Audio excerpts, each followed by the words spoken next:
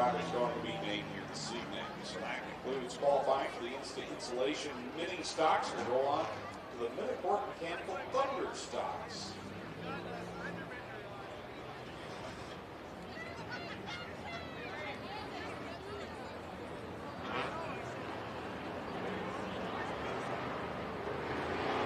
Miniport Mechanical Thunder stocks rolling out off the racetrack for their first of two qualifiers. Now they're going to line up on the pole in the 43 out of Hamilton is Kyle Andrews. Go fast people starting second from Noelle to the 11. Rob Hoskins third in the 37 from Hardy, but from Caledonia it's the 21X of Mark Bizine. Starting fifth from Wellingport, the 222 is Nick Massey. Sixth from Binbrook, 427 is Smokey Tim Phelan. Seventh from Canfield, the 03 is George Grossel. Eighth from Caledonia, the 88L is Logan Ferguson. Ninth from Ohsweken, the 21J is Braden Burning. 10th from Hagersville, the 23 is Trevor DeBoer. 11th from Hagersville, the 49 is Dave Bailey. And rounding out the field from Waterdown, the 51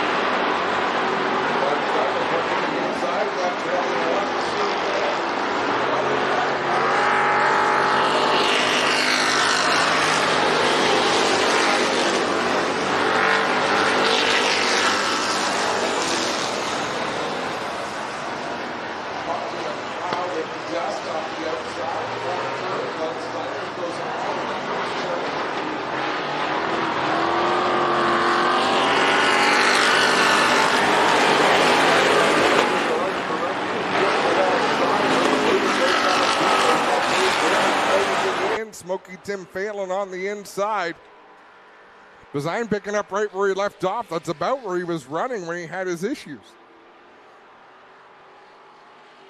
Teal, Bailey, 1 and 2. Dave Bailey, tonight's Carmen's Group hot lap hero. He once again, I can't even remember the last time he wasn't the hot lap hero. I think it was last season. Yeah, I'd have to go back a long ways.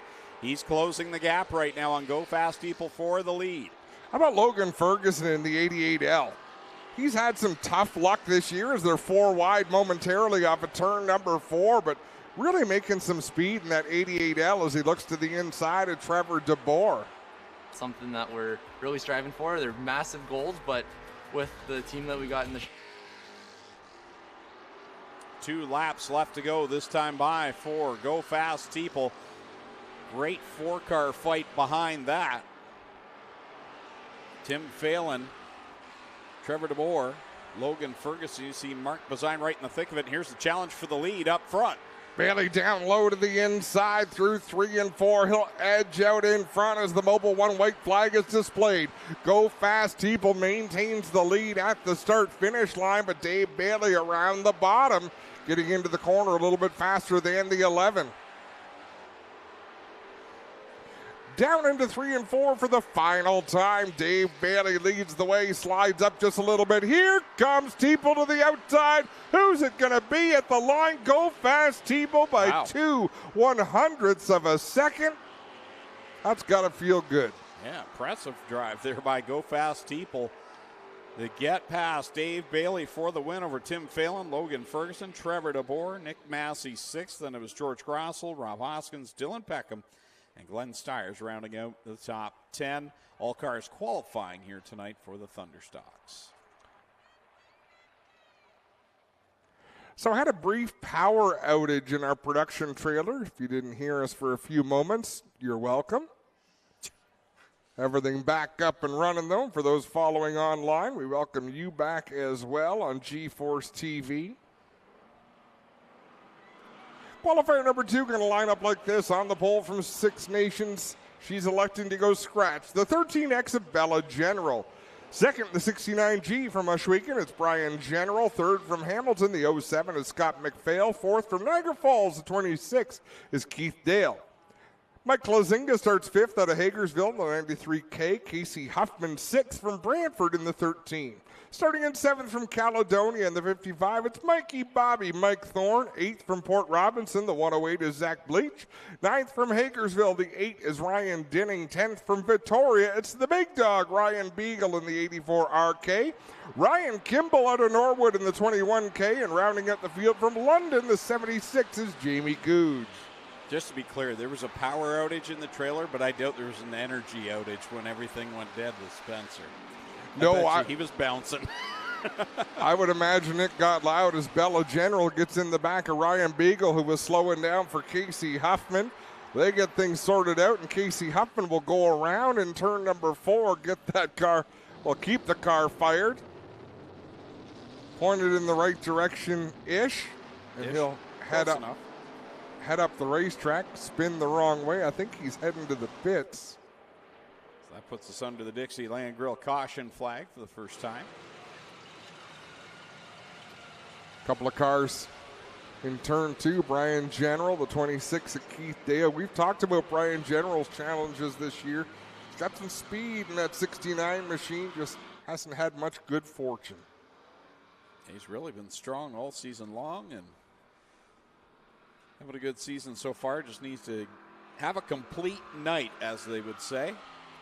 Another one of those drivers, the guy sitting in the third spot, Mike Thorne. It's been good to see him running up front more regularly in that Burger Barn Strong 55.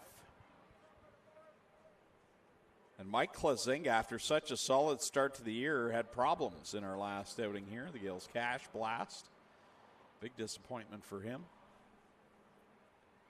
So it's the long week. Greg, do you still do your annual camping trip? Nope. I know how much you used to look forward to that.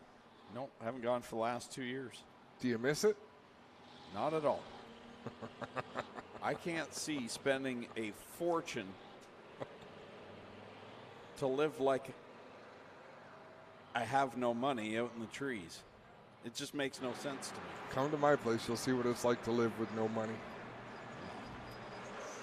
No hope. Not a care in the world. But you got Decker. Oh, what a jerk. He's better than an alarm clock. I don't know. If you've never seen a golden retriever slap somebody across the face, you've got to meet mine. That's how I get woken up.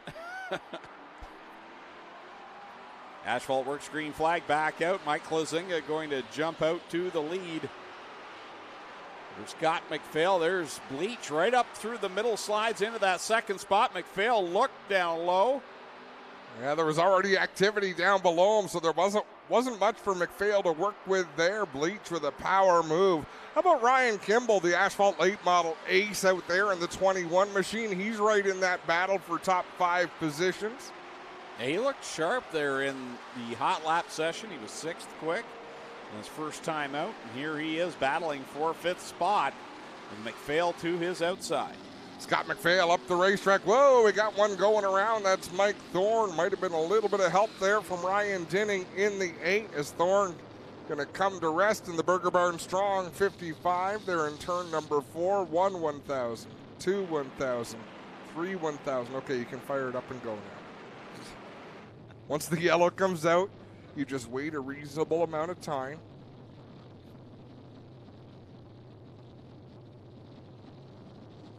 That's a veteran. I was going to say, he really. That's a veteran move. Really right worked there. it. Well done. He was slower than you, and there's work to be done. You're not wrong. Now, Dave Hunsinger, I got to call a party foul here and our race director. He's saying, let it go to the 55 and the 8. And you have to sing those lines. If you're going to say it, you got to sing it. I'm a little disappointed. I'm not angry. I'm just disappointed.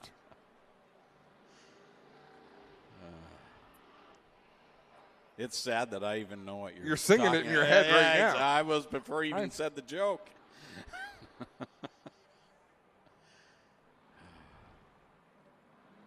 I mean, when you've heard the song 18 million times in your home because you have 2 daughters, well, now how would you know? Because Connor listened to it over and over? Or? I'm just very worldly. Oh, okay. I'm not a Sorry, monster. Connor. I was trying to jab him, not you, Connor. You want to hear something I like better. Connor. Connor's older brother, Devin, was basically raised by Jack and Rose from the Titanic. Every day he watched that, and that's the longest movie ever. Best babysitter there was. Like, it's a sad ending, you know. Well, I mean, there was room for him to get on. Anyways, back to...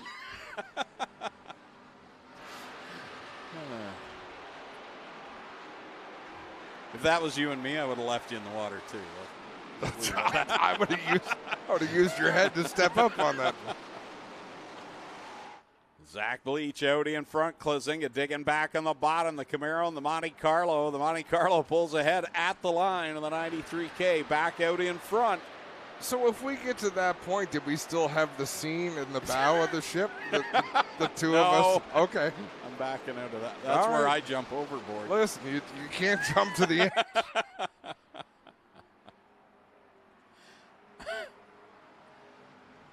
I ain't drawing no pictures of you either.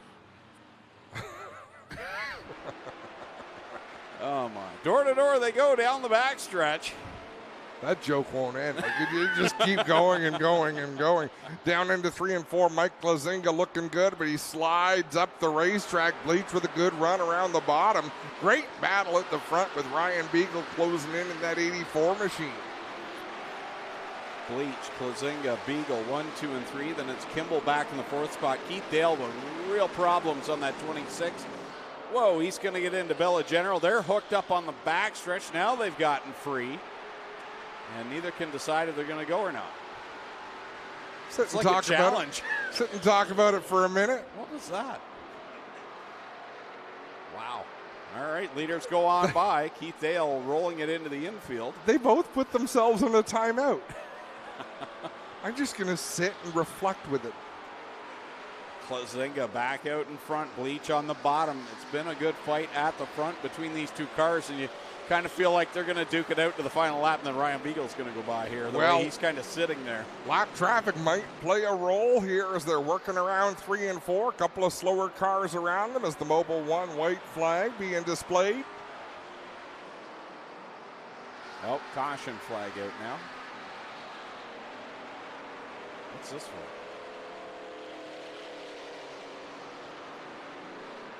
Oh, the drive shaft rolling down the racetrack. That'll do it. Let it go. Oh, no, we're going to go back to all that again. Listen.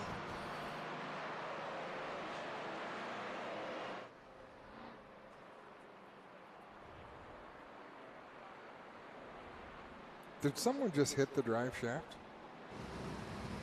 I can't let it go, guys, because I know why Greg knows all this story, Adam, but what's your excuse? I know. Your kids are way too old to know about that movie. Listen, the day I'm too old to watch animated TV and movies is the day I don't need to be here. It's still disturbing. Bugs Bunny is my role model. Okay, I don't know if we've ever had there's this a big leap from Bugs Bunny to Frozen. They're both animated. Yeah, well. Let it go.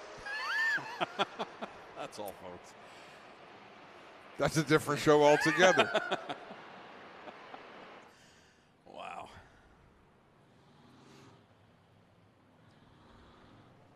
This is far too early for this. It is.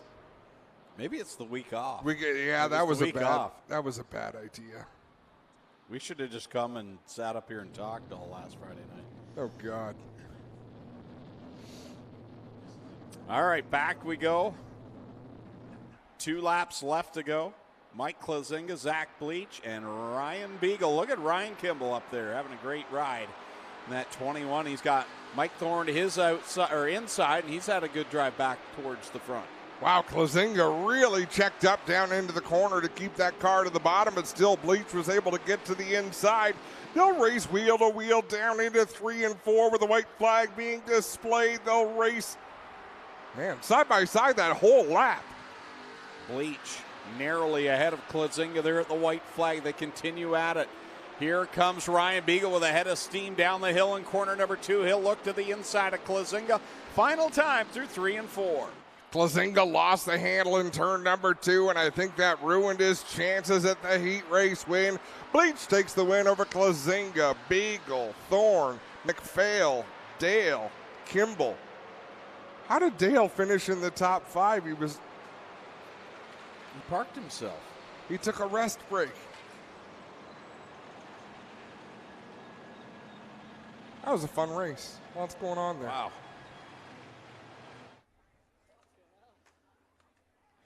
Now it's time for the Strickland's Brantford Chevrolet Crate Sprint Heats. I feel like I need some time to recuperate from that last. Yeah, there was a lot going on there. Big night, the Noelle Teal Memorial Twin 14s. Here's how they're going to line up in heat race number 1. On the pole from Kitchener, the 50 LS is Adrian Staley. Second from Welland, the 11W is Brennan Hagar. Third out of Beamsville, the 27 is Nico Hansen. Fourth from St. Thomas, the 52 is Jesse Costa. Starting fifth from Cambridge, the 44 is Connor Ross. Sixth out of Ancaster, the 26X is Campbell Baker. Seventh from Stony Creek, the 24A, it's A.J. Lewis. Eighth from Waynefleet, the 72 is Tanner Podwinski. And rounding out the field from Hagersville, the 24K is Kiana Teal. There have been a ton of sponsorships and donations for this race.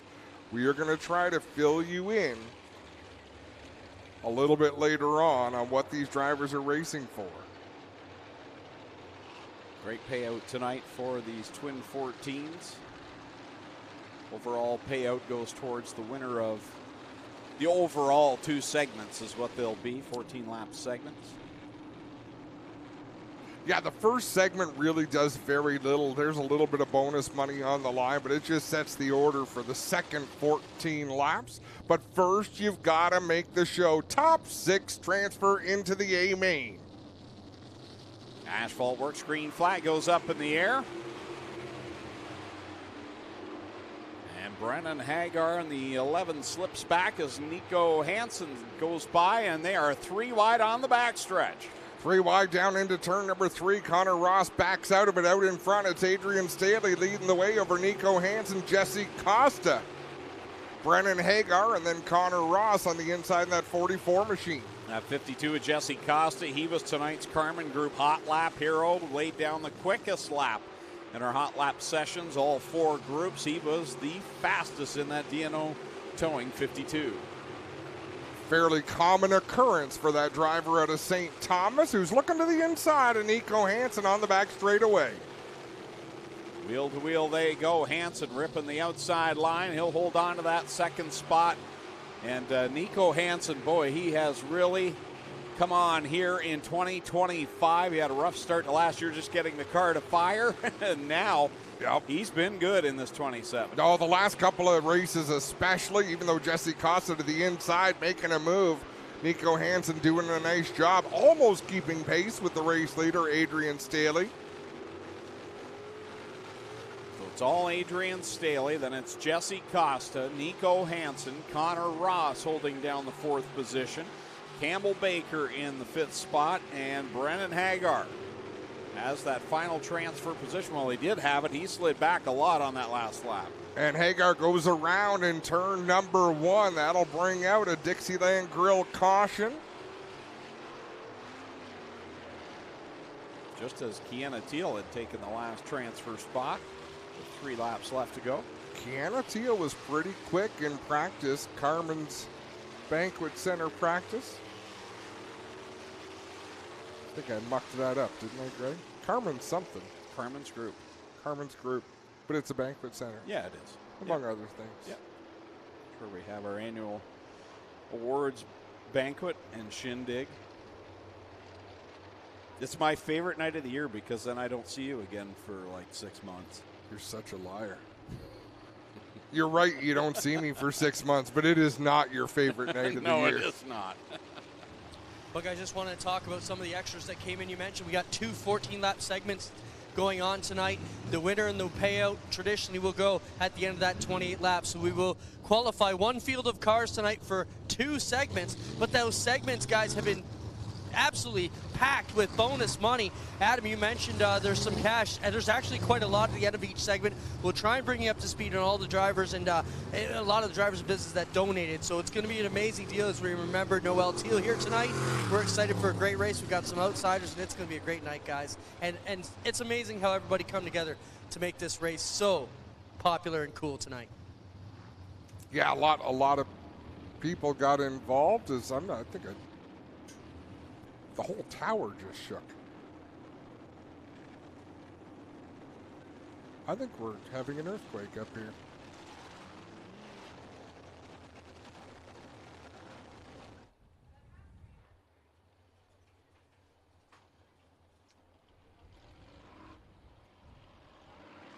So we're staying under yellow because the officials and the announcing towers are absolutely vibrating.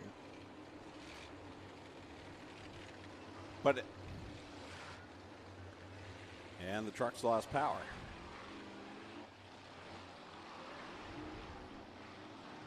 Well, that was weird. That was interesting. But, yeah.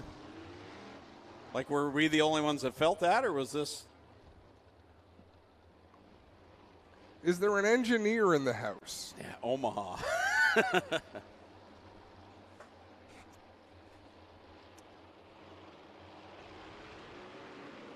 Back into the green flag we go. Wow, Jesse Costa getting all sorts of sideways down into turn number 1, but still with a great run on Adrian Staley. So does Nico Hansen. 3-car battle for the lead. Hansen on that outside. 2 laps left to go. Costa trying to track down the leader, Adrian Staley. Good battle for that final transfer spot. Back there around the 6th spot. Kiana Teal looking for it.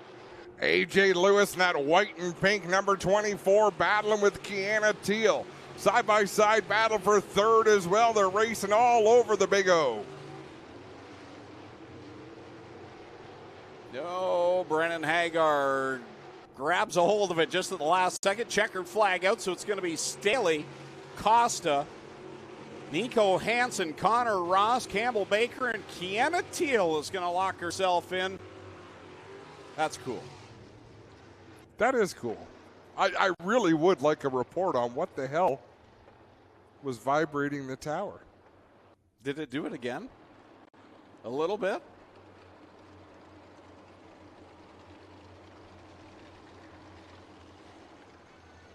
Dave, what did you have for dinner? Is your stomach a little upset?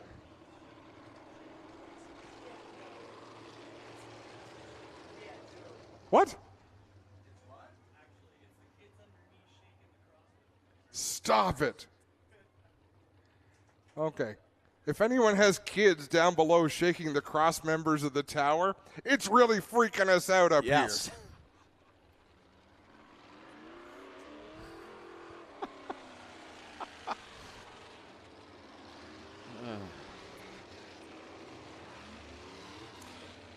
So this is going to be fun. Let's give you the starting lineup for heat race number 2. On the ball from Ohsweken, the 28T is Cam Thompson. Alongside him from Port Colborne, the 5T is Jacob Dykstra. Third from Mount Bridge is the 94 is Nick Sheridan. Fourth from Thamesford, the 14 is Eric Gledhill.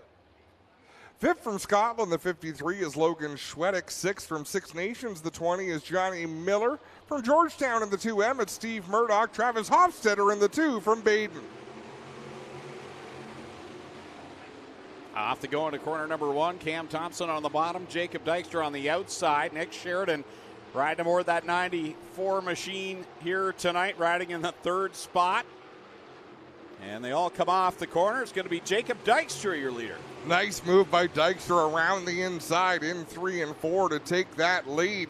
The Iceman, Johnny Miller, working the high side, and that number 20, Eric Gledhill and Nick Sheridan, a couple of drivers we're used to seeing in the 360 sprints, running some great action here tonight. Look at Johnny Miller on the outside line, whips around Sheridan into the 3rd spot.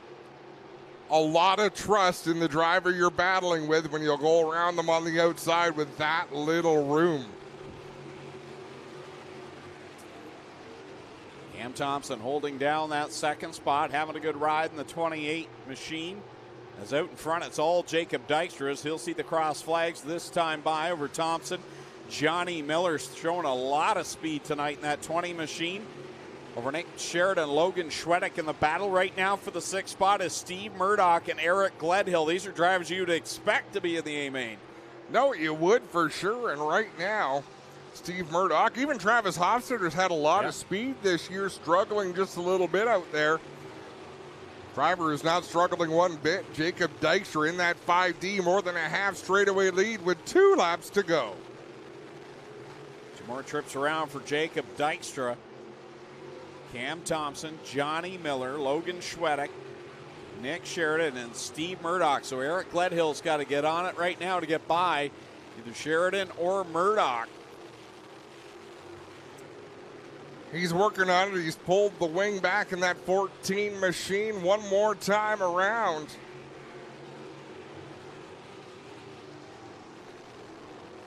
But this one is all Jacob Dykstra as the checkered flag flies. Dykstra for the win as Gledhill made his move in turn number 2. It didn't work.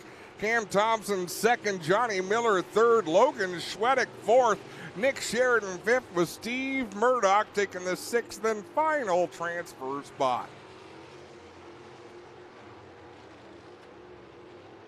2 in the books, 2 more to go in the DJD graphics qualifiers for the crate sprint car division. 12 drivers locked in, 12 more to go in these next 2. And here's how they'll line up for heat race number 3. It's a star-studded affair. On the pole from Ancaster, the 16X is Keegan Baker. To his outside from Brantford, the 88 is Lance Erskine. 3rd from Peterborough, the 8 is Curtis Connell. 4th from Thamesford, the 45 is Curtis Gartley. 5th from Waynfleet, the BS39 is Brett Stratford. 6th from Hamilton, the 78 is Darren McLennan. 7th out of Roslyn, the 4K is Jamie Kay. And 8th from Rockwood, the 74 is Rob Neely.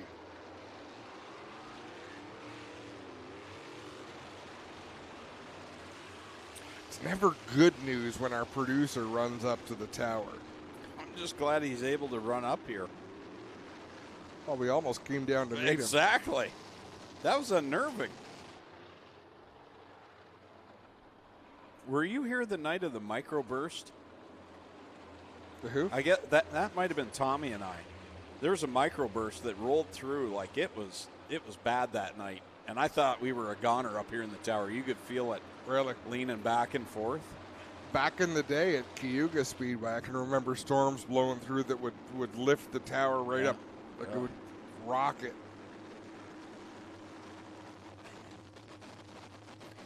Heat race number 3 coming to the green flag.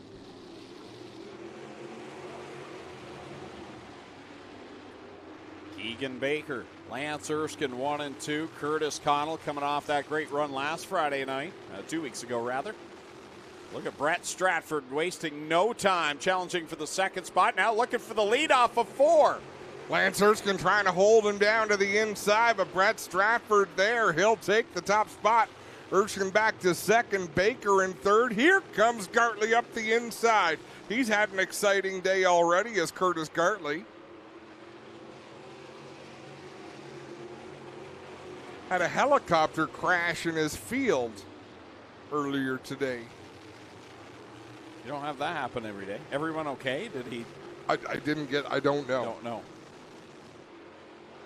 Brett Stratford in a league of his own here in this qualifying heat. He was meaning business at the drop of the green flag and took off away from Lance Erskine. Keegan Baker back there in third. Then it's Curtis Gartley, Darren McLennan, and Rob Neely, the top 6. So Jamie Kay, Curtis Connell have some work to do to get themselves up into a transfer spot. Jamie Kay not sounding good at all in that 4K machine. Brett Stratford sounding just the way he wants with a half straightaway lead over Lance Erskine. Gartley settled into third ahead of Baker and Darren McLennan. McLennan looking to the inside of Baker. Darren McLennan getting a little bit better every week in that 78. Rob Neely up into a transfer spot as well in the 74 machine. Brett Stratford sailing it through 3 and 4. Coming to the Mobile 1 white flag here in DJD Graphics. Qualifier number 3 of 4 on the night with Lance Erskine in tow in that second spot. Last time around as Stratford streaks down the back straightaway. Clean through 3 and 4. Checkered flag in the air. Stratford going to take the win. Coming home second, it's Lance Erskine. Curtis Gartley, Keegan Baker, Darren McLennan with Rob Neely taking the transfer spot. Jamie Kay and Curtis Connell going to have to run the B main. 3 down, 1 to go for the Strickland Brantford Chevrolet Crate Sprint Car Division. Still to come, we've got the ROC Sportsman also here on the card tonight. 3 qualifying heats for them, 18 cars on hand. Always a good car count when the ROC Sportsmen are in town. So it's saying the pilot was injured but not killed, so that's pretty impressive.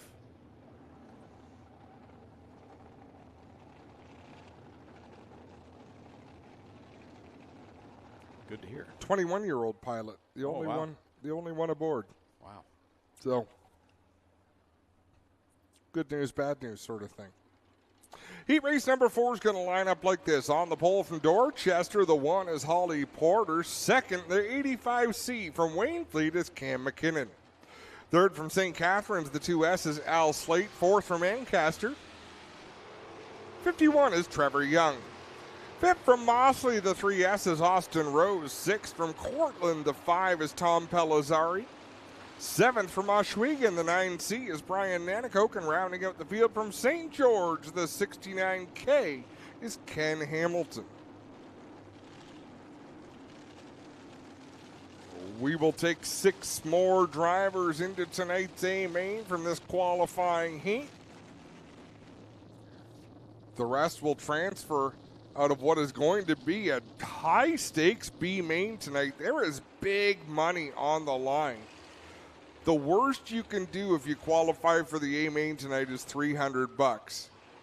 But there are positions that'll be greatly inflated.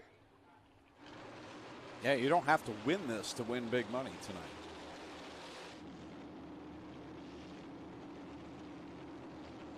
Holly Porter, Cam McKinnon ready to bring us to the green flag. Final DJD Graphics qualifying heat of the night for the Crate Sprint Car Division. Carter Long looks them over and will roll out the Asphalt Works green flag. Off she goes, Holly Porter, taking away from the rest of the pack. Trevor Young gathers up the back end of that 51 going through corner 2. Yeah, he got way loose in turn number 2, and that 51 machine cost him a handful of spots. Holly Porter, Al Slate, Austin Rose, 1, 2, and 3 are 1, 2, and 3. And that 2 car, he's been in that 2 spot a lot here over the last few weeks. Been down on the pad in that runner-up spot.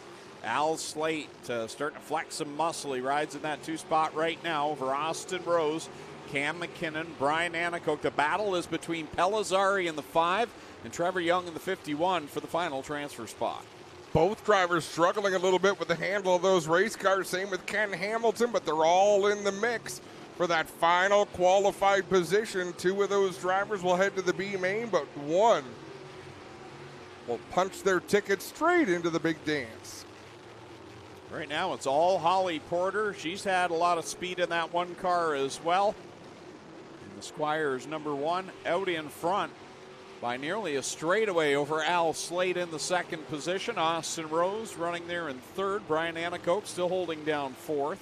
And Pellizzari, he's got Cam McKinnon in front of him in fifth. Sixth is Pellizzari. He's pulled away from Trevor Young, so he doesn't know that, though. He's got to keep the foot to the floor and try and hold off that 51. And Trevor Young is trying a line not a lot of people have had success with yet tonight. Way up on the outside in that 51 machine and costing him a little bit of ground lap after lap. He might be too far back to really mount a challenge as we're down to 2 laps to go. Holly Porter's going to work through 3 and 4. Mobile 1 white flag goes up in the air, and she has pulled away from Al Slade as Trevor Young had some problems right in front of the leader. She works down the back stretch the final time. Holly Porter running that Holly Porter line around the inside, sees the checkered flag in the air. She'll take the heat race win. Coming home second, a straightaway behind is Al Slade.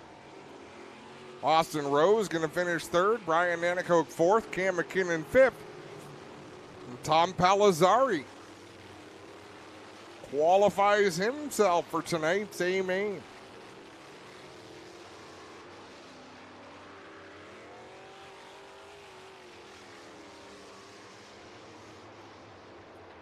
So that concludes qualifying for the Strickland Brantford Chevrolet Crate Sprint Car Division. Time for the ROC Sportsman. 3 qualifying heats in total, brought to you tonight by Plastics Auto Recyclers. Starting on the pole for heat number 1. From St. Catharines in car number 7, it's Cody McPherson. To his outside from Port Colborne in the 99P Junior, it's Mateo Penante. Bill Bleach from Port Robinson, the 108, lines up third. Fourth is Corey Lambert from Wolf Island in the 39. Starting in fifth from Port Colborne, the 777, is Cameron Olm. And Tyler Pacholski from Port Colborne in the 185 starts in the 6th spot. Cody McPherson, brand new car there for him after the accident last week in Merrittville. And was already a quick piece earlier on. He was third quickest in the time trials earlier on tonight, behind Nigel Pentecoski, and the quickest of all was Jacob Chevalier. He was our Carmen's Group Hot Lap hero. We'll see him in heat race number 3. Heavy Chevy light, we hear. Mobile 1 white flag is out. Next time by we'll get on it with 8 laps. The distance here in these qualifying heats.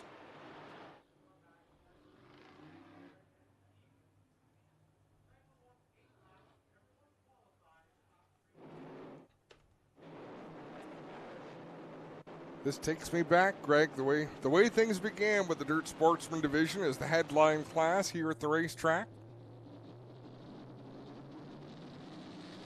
And off they go. The Asphalt Works green flag. Cody McPherson will lead them down into corner number 1. 3-car battle for that second spot. Mateo Penante on the outside of Bill Bleach.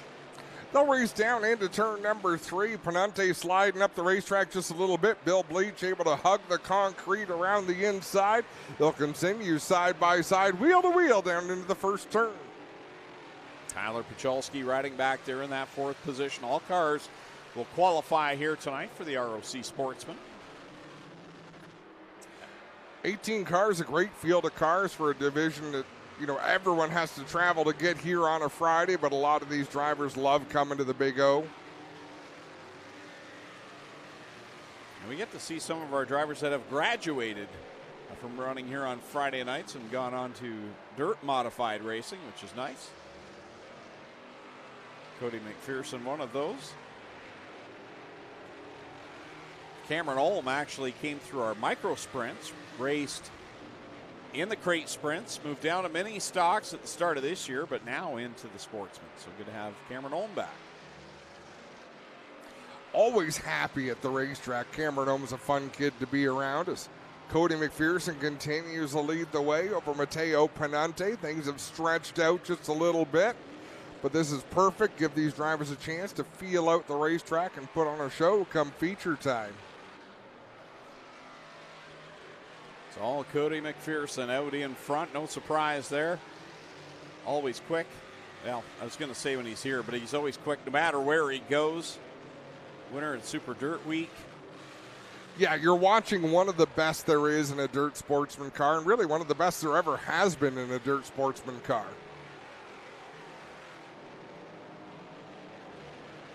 This time by, it'll be the Mobil 1 white flag for Cody McPherson. Holding it handily over Matteo Panunte and Tyler Pachelski. He'll work off a turn 1 and 2 for the final time down the back straightaway in that beautiful Rick's Delivery number 7 machine. Keeps that car to the inside of the racetrack. Won't have to deal with any slower traffic as Cody McPherson takes the win. Matteo Panunte will grab the second spot over Pachelski. Bleach. Then you've got Cameron Olm.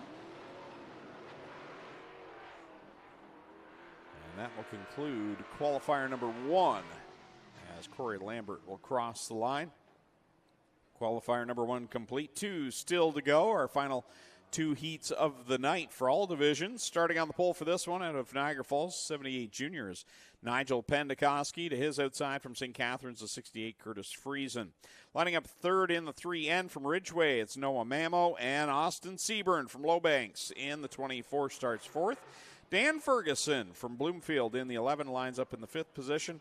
And good to see Jonathan Ayrton back, a former mini stock regular here on Friday nights in the 21. He's from Dundas, starting in the 6th spot.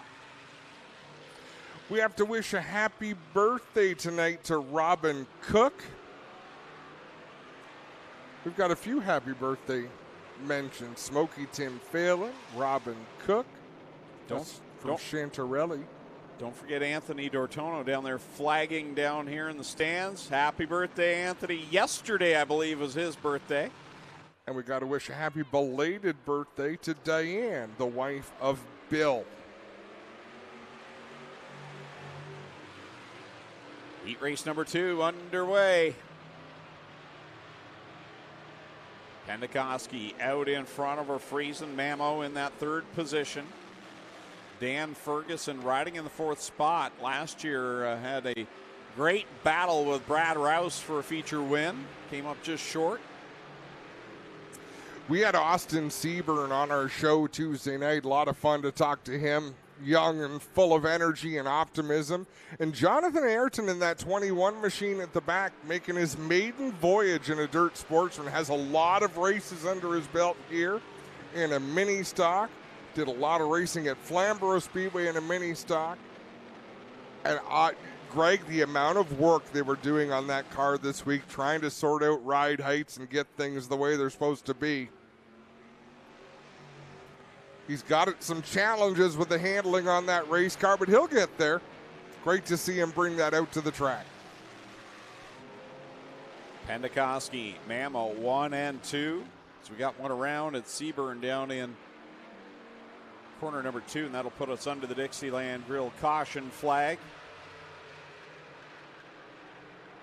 Which we've got Curtis Friesen in the field tonight, along with James Michael Friesen, and can't help but think of Stuart Friesen. Hard crash that he took this past week down in Quebec. That was as scary as I've ever seen in a modified. That, man, oh man, we're thinking about Stu and Jess and Parker, obviously. That devastating for the whole family. From all reports, all of the surgeries that he has undergone so far have been deemed successful. Apparently waiting to talk to the physiotherapist to talk about the road to recovery. But it was a horrible crash.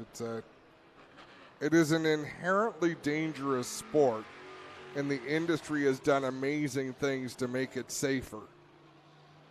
But it's still,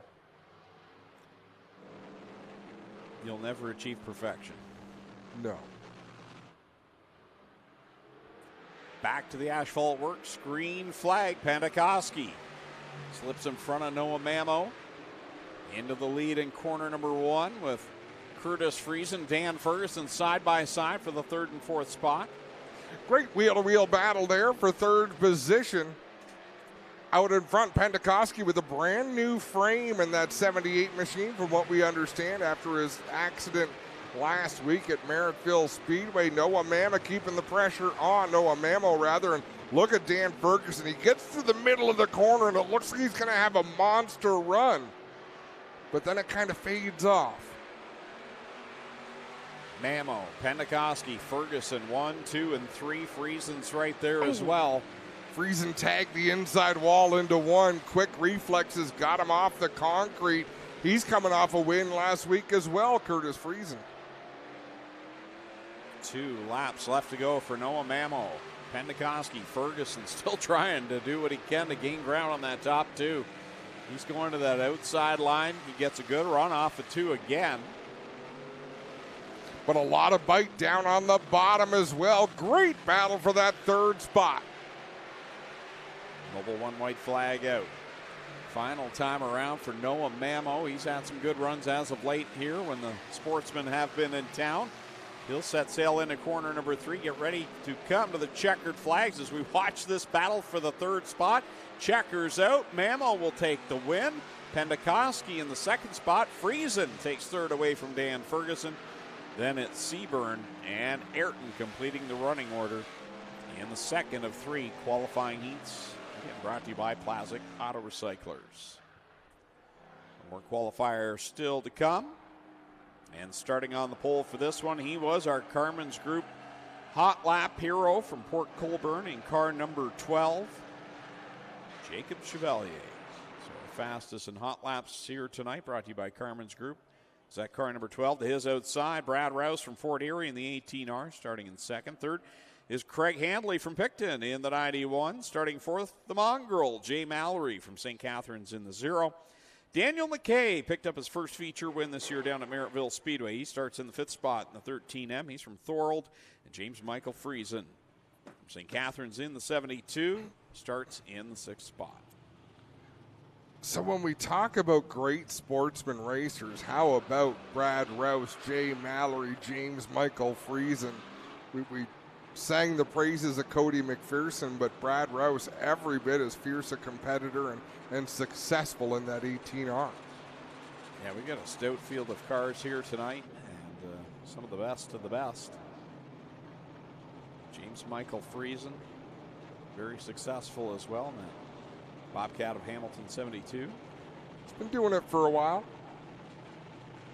This is a slow pace. They're bringing us to the green flag. I could use a snack.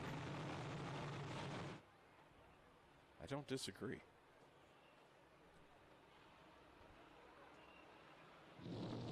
Did we ever get water? No. Green is out.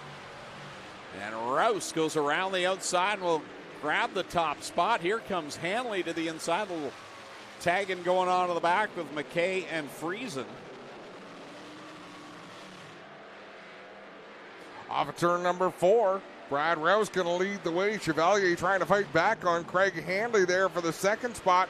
Handley looking to close the door down into 1 and 2, but Chevalier still with the nose of that 12 to the inside for the 2nd spot. Jay Mallory right now dealing with James Michael Friesen as we watch that battle for the 2nd spot. Hanley holding it down over Chevalier. Going down into corner number 1. Everyone pretty much tight to the blocks other than JMF. I don't know if JMF has ever run the inside. He just always seems to be one who likes it up on the high side, slinging the back end around. All Brad Rouse right now out in front over Craig Hamlin, Jacob Chevalier, Jay Mallory, James Michael Friesen, and Daniel McKay. Halfway home in our final heat race of the night.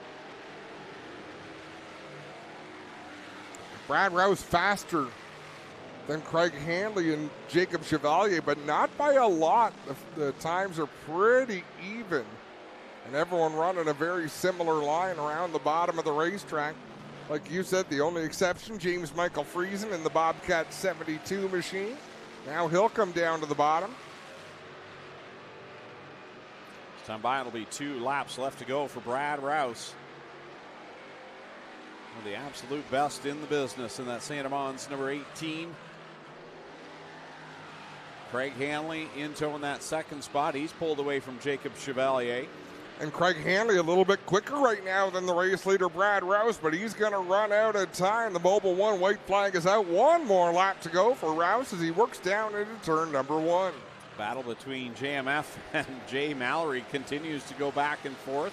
Mallory holding down that 4th position as Brad Rouse will set sail through 3 and 4 one last time. He'll come to the checkered flag from Carter Long. He'll pick up heat race 3. Craig Hanley second. Jacob Chevalier. And it's Jay Mallory, James Michael Friesen, and Daniel McKay. The final running order in our final qualifying heat of the night. That sends us to the B mains. Up first, the Insta Insulation Mini Stocks, and they are ready to roll. Coming out of the pit area. Last chance to get into tonight's feature event. And I believe we're going to take the top 8. Top 8 tonight. You have both copies? Is that what you did? No, I was just checking on our B main. Just to confirm, yes, top 8 qualifying here tonight on STRODE'S Barbecue and ELECTROMART night at the Speedway. On the pole for this one, out of Wainfleet, the 00, Stephen Boverhoff. The outside, Sierra Robeson from Port Colborne in the 1R Junior. Graydon Lyons lines up third. He's from Cambridge in the 32L with Spencer Riddell out of Caledonia in the 17K going 4th. Fabio Oliveri from Ancaster in the 16 goes 5th with Joe Dirt from Welland in 30 going 6th. Chase Mitchell out of Ancaster in the 15 starts 7th. 8th is Steve Delisle from Blenheim in the 10S. John Lubeck from Port Colborne in the 14L goes 9th. Steve Miller starts 10th. He's from Paris in the 79. The pinball, Mike Giberson out of Caledonia in the 11 goes 11th. And Mike Evers starts 12th. He's from Caledonia as well in the 265. Top 8 to the big dance. The rest will watch from the grandstands. Or they can go home. We don't make them stay in the stands either. Sierra Robinson out in front. About 10 car lengths over Riddell and Boverhoff. Love the look of the Riddell 17 machine.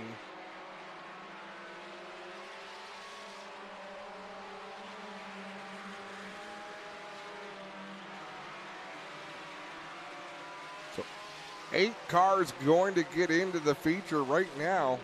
Well, Lubeck was 8th at the line, but he's already made a couple more passes in that 14 machine.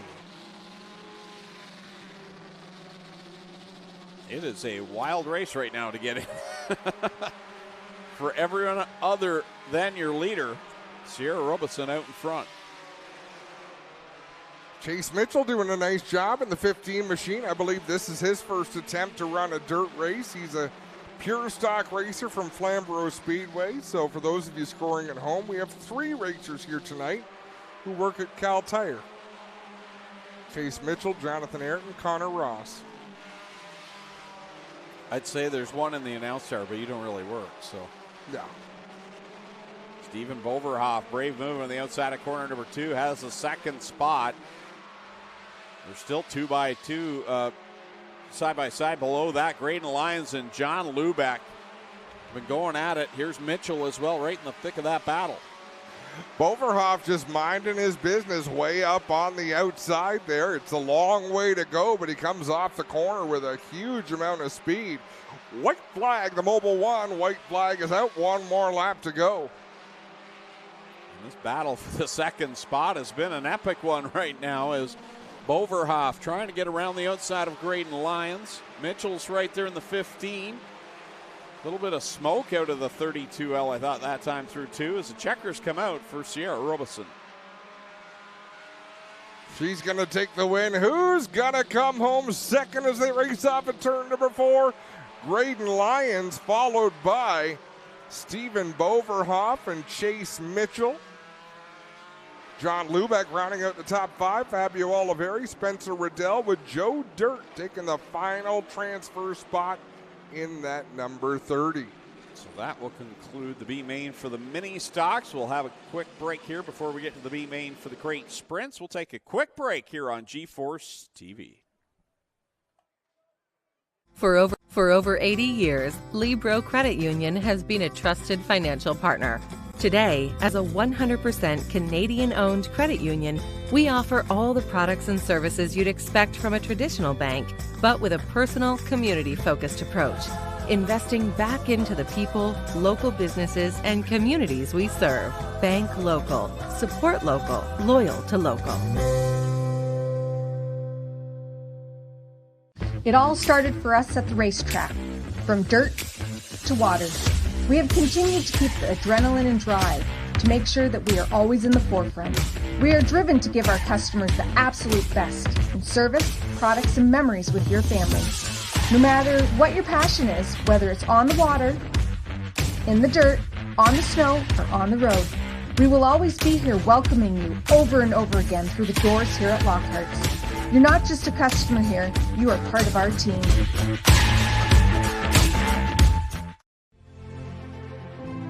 Formal. 100 years of can-do. 100 years of milestones.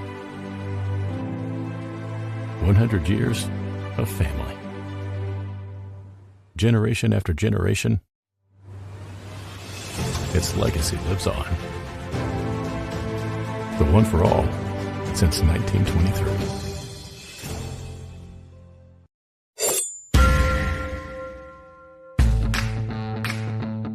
Introducing the Fleet lineup by CargoEase. Our commercial and Titan series slide come with weight capacities of 1,500 to 3,000 pounds and features HDPE Ultra Ply Deck, a 1/4-inch rubber mat, 8-inch aluminum side rails, a patented spring release T-handle, and L-hook fasteners. This is the CargoEase Fleet lineup. At WG Truck Center, we fix trucks. We don't just change parts. Maintenance, repairs, frame straightening, and custom builds. Everything happens right here. A high-performance team focused on serving local Canadian business, always looking to add talent to make us even better. Need parts? Need a rig? Need services? The local shop that does it all. WG Truck Center. Everything you need for your diesel truck. After World War II, my grandfather was diagnosed with cancer, and our neighbors guided my father through his first few years after my grandfather died. This year will be my father's 50th crop. He always reminds me that without the help of our neighbors, there would never have been a first. My name is Randy. I'm a farmer, and I make the best damn tractors in the world because I owe it to my neighbors. Case IH, built by farmers. Back at Ohsweken Speedway, Fresh Stone presents Friday Night Excitement. Tonight brought to you by STRODE'S Barbecue and ELECTROMART. And now we're going to catch up with Clinton Jeffrey, who's down in Slack Lumber, Victory Lane. Thanks a lot, Greg. Well, Brett, you've had an up and down year. You've been fast, but you've had some terrible luck. This is always the good start to the night. You take home some money to start the night. You're going to pick up an extra $40 from Ackland because it's $140 for Noelle's race tonight. I saw you looking at the track there, Brett. What are you looking for, and what do you find it? Well, I'm looking because it threw me for a loop today. When we got here and did heat pack, I thought this place was going to be hammered down, tons of grip, and first time in my life I've ever been wrong, man. I was big time wrong. This place is slick. We're pedaling like crazy. It's going to be a fight for the bottom, and it actually might be a really, really, really good race. It sucks that I drew 8th, but hey, it is what it is. 28 laps broken into two 14-lap segments. You have an opportunity to work on your car with an open red situation after the first 14. How does that change your game plan? Have you thought of anything you might want to do, or are you just going to let it ride? Well, we have a game plan. The problem is we already did that for that heat race. We threw everything we had at everything that we were going to do in the segment. We already did to the car for that heat race. So yeah, everything changes. There's no cruising. When you start 8th, we're actually gonna have to give her because we want to win that money at halfway. So yeah, everything changed. But we're planning on putting the 420 Express in Victory Lane tonight. All right, good luck, Brett. Thank you. Thanks, everybody. The defending and reigning champion here, everybody in the crate division, Brett Stratford. And I got a list of contributions, let's call it. We'll just run through them quickly here. $140 for the passing points winner, which Brett just got. 140 for 14th in segment 1, 140 for 14th in segment 2, 140 for the winner of segment 1. Last place in segment 2 has 104, and I'm only halfway through the list. It goes on and on. We'll post that all this week, but we have an amazing group of contributors this week that got in and made this race really big. And while we're down here, I just want to say a shout out to all the Ransomville drivers and staff that never get a chance to come over here. Some of our friends, guys, get to check us out tonight. We appreciate them making the trip over to Ohsweken, and hopefully they're enjoying their stay here. To all our Ransomville friends, guys. Well, why did you emphasize friends? That makes me wonder about your intentions. We are mortal rivals. We both race on Friday nights. Let's not sugarcoat things. Is it weird, Adam, that some of our best relationships are with our Friday night competitors, Delaware and Ransomville? But, hey, there's lots of room for racing going on. We got a lot of friends here, and it's great that everybody can get along and we can work together. And, it's a product of the scheduling working together tonight. That's why we have the Sportsman here. Ransomville's off. It's a good chance to get a couple of their extra guys, so we're excited to keep it rolling. Yeah. 3 minutes is what David just said on my radio for intermission till the crates come back out. Guys, we'll be back at it shortly. I think we're going to take another quick break and come right back here with the crate B Main coming up next year live on G-Force TV. After World War II, my grandfather was diagnosed with cancer, and our neighbors guided my father through his first few years after my grandfather died. This year will be my father's 50th crop. He always reminds me that without the help of our neighbors, there would never have been a first. My name is Randy, I'm a farmer, and I make the best damn tractors in the world, because I owe it to my neighbors. Case IH, built by farmers.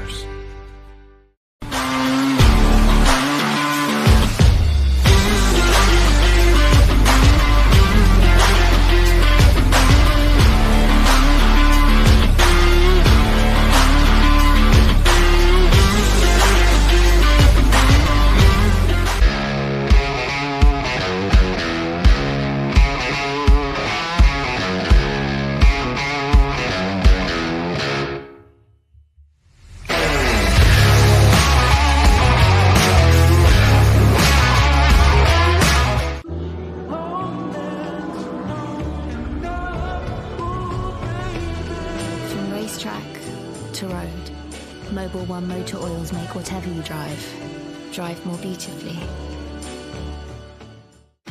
Built for a smoother, smarter, simpler season.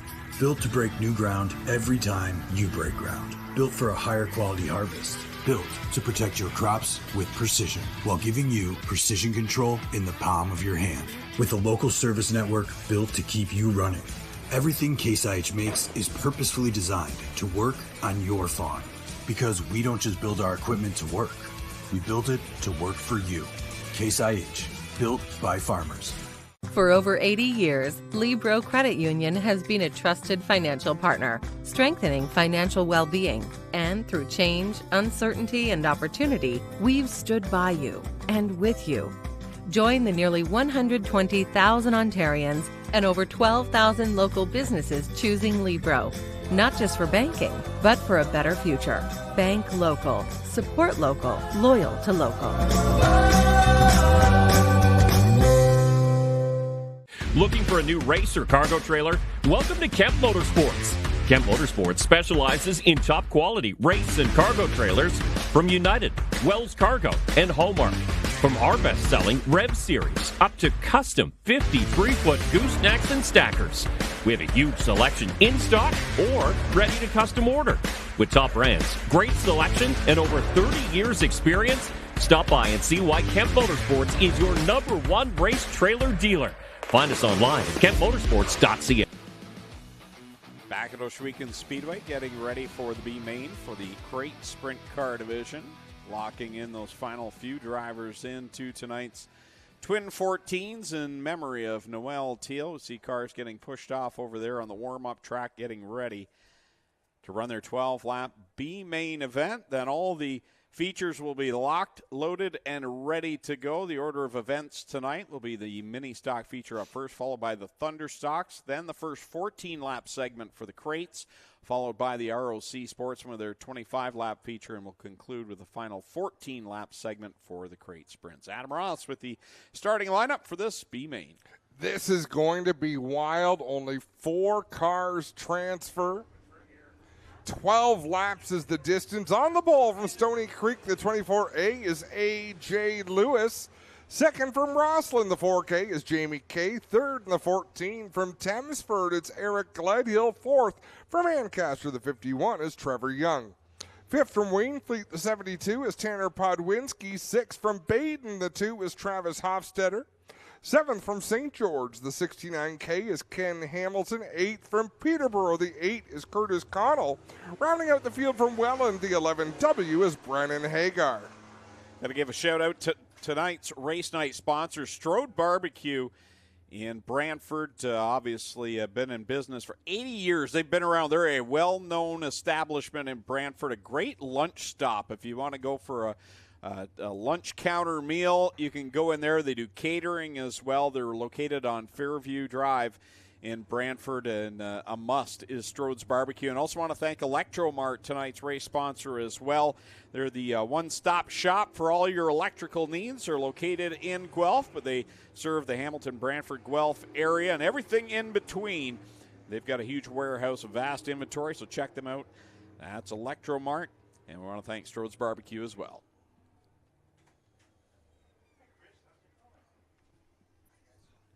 Lunch is one of my favorite meals of the day. One of three. It's in the top three.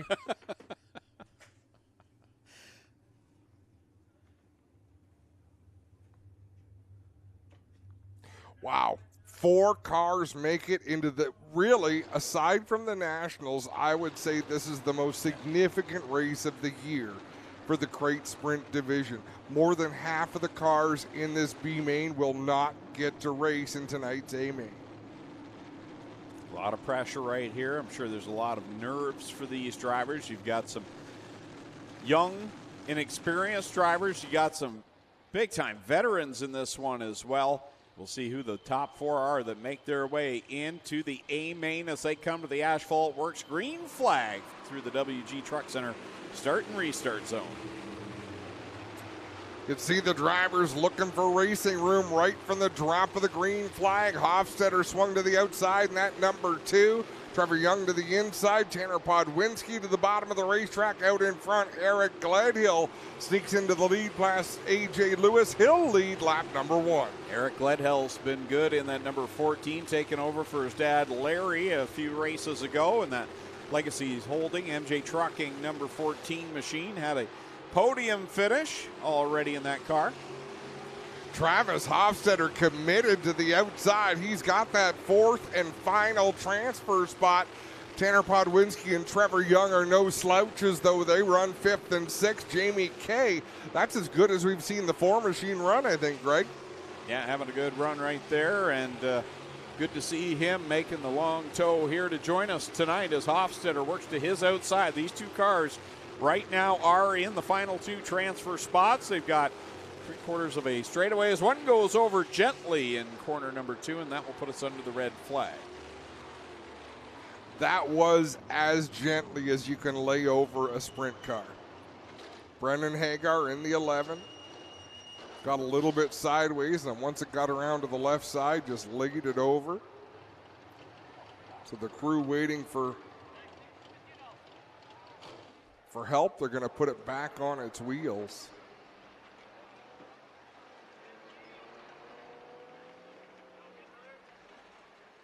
Whoa. Just a little oil fire there, which is easy for me to say because it's 300 that feet got away. Brennan unbuckling pretty quick when that flared up.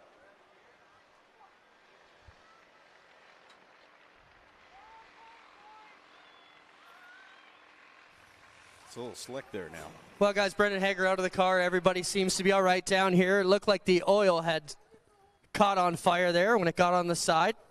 Still got a bit of flames under the hood there, and they will work on getting it out. And still a bit of flames out that left side there, so they're still putting the fire stuff on. Everybody's good here, though, guys. Tough break for Brendan Hagar because, you know, he was hoping to get into this race. Smiling, though, talking to the safety crew, and we'll try and get him over here and talk to us in a second. He'll work his way around. Obviously, it's going to be a little bit slick out here, guys.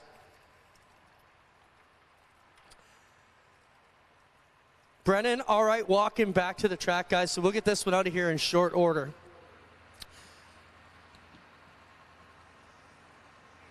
And Adam, maybe you can speak to this. You know, Brennan, he had an arm injury, I believe. Cook took him out of the car for a little while, worked his way back in, now that he healed.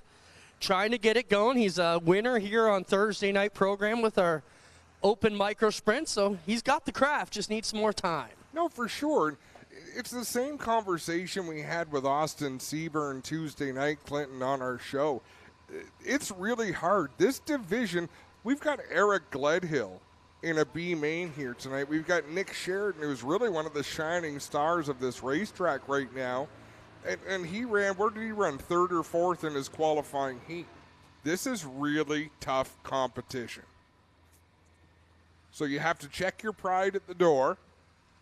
And Brennan's been doing a fine job. I mean, that incident there was a simple spin. It happened to tip it over at the end, but our race med crew is the best in the business.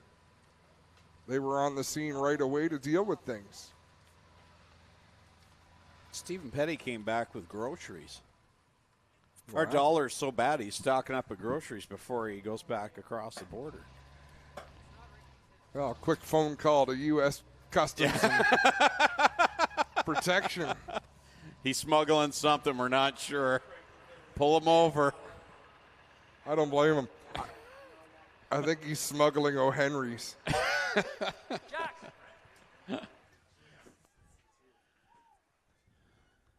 What do you think Brent does before the features start?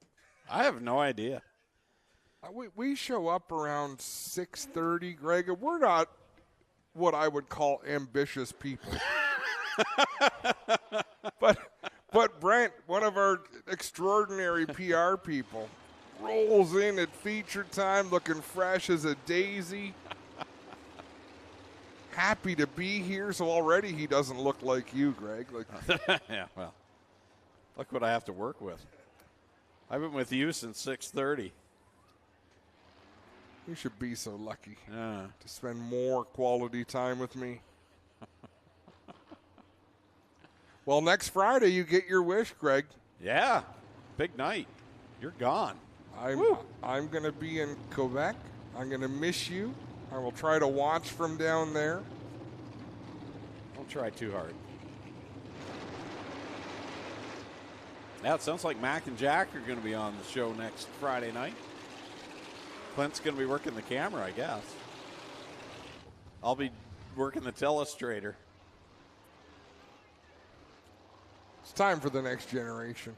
It really is. You're washed up. My career was fine till you came along. Well, I was all serious and like we both enjoy talking about, we might be getting old, but we'll never be as old as Clint. That's true, eh? Happy 50th, Greg. Thank you.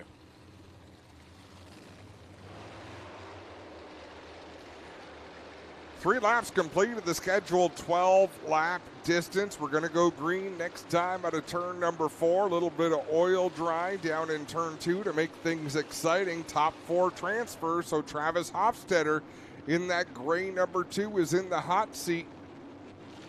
Eric Gledhill is, he was motioning something there to the track officials.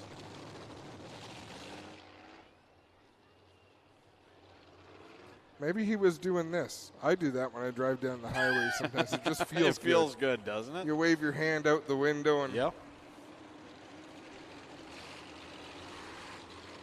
Oh, we were talking, and Clinton, I want you to talk about Merrittville Speedway this weekend because I don't exactly know their program, but Flamborough Speedway Tuesday night, the Gold Rush, they've got a great-looking car count showing up, big money on the line for super late models. And I'm pulling for John and Frank Casali to have a good crowd and put on a great show this next week on Tuesday night. Yeah, I'm glad you mentioned that. That would be great to see a big crowd there at Flamborough. Always good racing. I enjoy going to Flamborough Speedway, and the car count looks phenomenal for those Outlaw late models. Last year was great.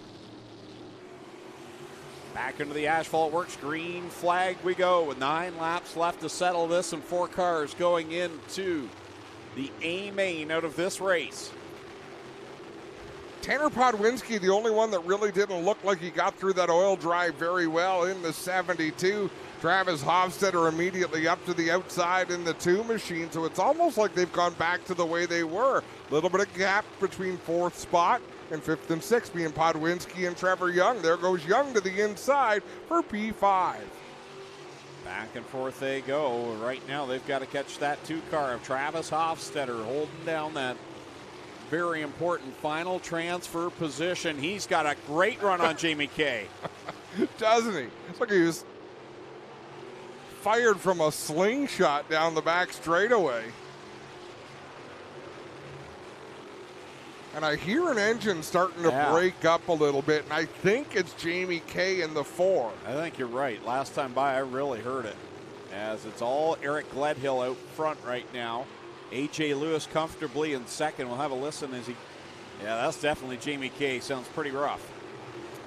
Doesn't seem to be slowing him down, but Jamie Kay taking the short way around in that 4 machine. Travis Hofstetter up on the high side. He's got nearly half a straightaway on Trevor Young in the 51, but one mistake on the outside of the racetrack will spit you over the top of the banking. Eric Gledhill with a full straightaway lead right now over A.J. Lewis in the 2nd spot. It'll be 3 laps left to go as he crosses the line. Lewis in the 2nd spot. Kay holding on to 3rd, and with that rough-sounding motor is actually pulled away from Travis Hofstetter. Trevor Young closing in on the 2 of Hofstetter. Hofstetter up high in turn 2. Trevor Young down low, but gets a really good drive off the corner. That's where he's making up all his ground, is at the extreme exit of the corners, Greg. Eric Gledhill already catching the back end of the field as he'll come to the Mobile 1 white flag. One more trip around and he's in the show. A.J. Lewis solidly in 2nd. Jamie Kay in the 3rd spot. Here comes Trevor Young to the white flag, looking for more on that 4th spot of Hofstetter. Hofstetter hit his marks there that lap, but Trevor Young still a little bit quicker. They'll work down the back straightaway. This one's going to go. Eric Gledhill's already taken the win. A.J. Lewis 2nd. 3rd going to go to Jamie Kay. Who's going to take the 4th spot? They battle off a turn number 4 side by side. Wow. It's Travis Hofstetter by a nose. 3/100ths of a second was the difference between qualifying and failing to get into the feature event. So unfortunately for Trevor Young, Tanner Podwinski, Curtis Connell, Ken Hamilton, and Brennan Hagar, their night on track has come to an end. So all the features are set and ready to go, and our first feature of the night will be 15 laps the distance for the Insta-Insulation mini stocks as they roll out onto the track. This is how they will line up. On the pole from Stratford, the 54, Christopher French. To the outside from Smithville, the 6X's Mike Tacos. Starting in 3rd from Puslinch, the 38P is Bill Pearsall. Going 4th from Brantford, the 44, Doug Erskine. Lining up at 5th from Waterford, the 46 is Wade Thorne. 6th spot is Nick Erskine from Brantford in the 64 machine. Jeremy Cooper out of Chippewa in the X starts 7th. Jillian Hill starts in 8th. She's from Dundas in the 32. Alexander Klotz out of St. George in the 26 goes 9th. 10th is Dusty DeBoer from Hagersville in the 23. Jason Tolton starts 11th. He's from Guelph in the 1. With Mason Anderson from St. Catharines in the 4A going 12th. John Jansen's lines up in the 13th spot in the 66 with Tristan De Silva from Waterdown in the 01 going 14th. 15th is Joe Stevenson from St. Catharines in the 25. And then you've got the 5K of Ken Hare from Niagara Falls going 16th. 17th is Tim DeBoer from York in car number 9.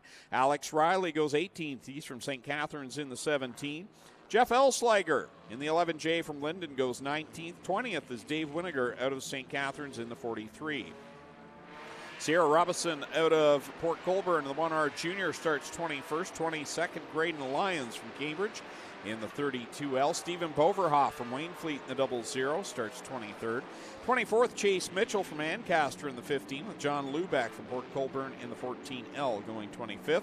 26th, Fabio Oliveri from Ancaster in the 16th. 27th, Spencer Riddell from Caledonia in the 17K. And Joe Dirt out of Welland in the 30 starts 28th. Ready to go with our first feature of the night as they roll through the WG Truck Center start zone to the Asphalt Works green flag.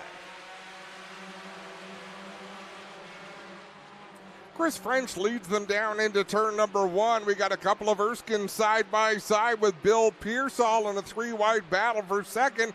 No, we don't. Pearsall's going to move up and battle for the race lead through 3 and 4. Here comes Nick Erskine swinging around the outside, looking to get a run on Christopher French in that 54 3-car race for the lead down into corner number 1. Bill Pearsall slides up the track a little bit, then gets a great run off of turn number 2. 3-wide contact on the back straightaway. Wow, that got tight. 4 wide behind that action as you've got Tolton on the bottom of Cooper and Dusty DeBoer. There is some tight racing right here in this pack. Not a lot of give and take so far early in the going here as they're 4 wide through the second turn. Wade Thorne in the second spot. Jillian Hills and Nick Erskine side by side for third, but out in front, it is all Bill Pearsall. When you get in a pack like this, not much chance to catch your breath. You're on the gas, the brake, working the steering wheel, trying to find that momentum to keep moving forward and not get slowed down. At the front of this pack, Jillian Hills to the inside of Thorne looking for the second spot with Bill Pearsall checking out. Great 3-wide battle over that second spot. Jillian Hills faster on the straightaway, but really easing into the turns. Wade Thorne charges the turns a little harder, and then Nick Erskine up on the outside, really pounding it into the corners in that blue and orange 64. Off of corner 4 they come again. Pearsall leads the way. Hills trying to get some breathing room, getting away from Nick Erskine. Pulls away by about a half a car length as they go down into corner number 1. They're still 3 wide back there with DeBoer, Cooper, and DeBoer. So it's Dusty and Tim back there battling amongst Thorne and Cooper. Here's Tolton into the mix. Graydon Lyons 32L. Check out the nose of that car when he comes through the corner. Once you get to see it head on, it looks like the thing's twisted in half like a pretzel. I think he'll be all right. It seems to be holding on there okay as Jillian Hills and Nick Erskine pulling away from DeBoer in the 23, runs in the 4th spot. Time behind will be 8 laps left to go for Bill Pearsall. Has 1 feature win already this year. Almost had 2, but that first one he got penalized at the start of the race. We never had a yellow, so he had to go back 2 spots and lost the win. But he is showing why he's been one of the better cars here in 2025. A lot of speed in that 38 machine as we've already reached the halfway mark of this feature event. Jillian Hills trying to hold off Nick Erskine. Shaggy putting on a race for the second spot.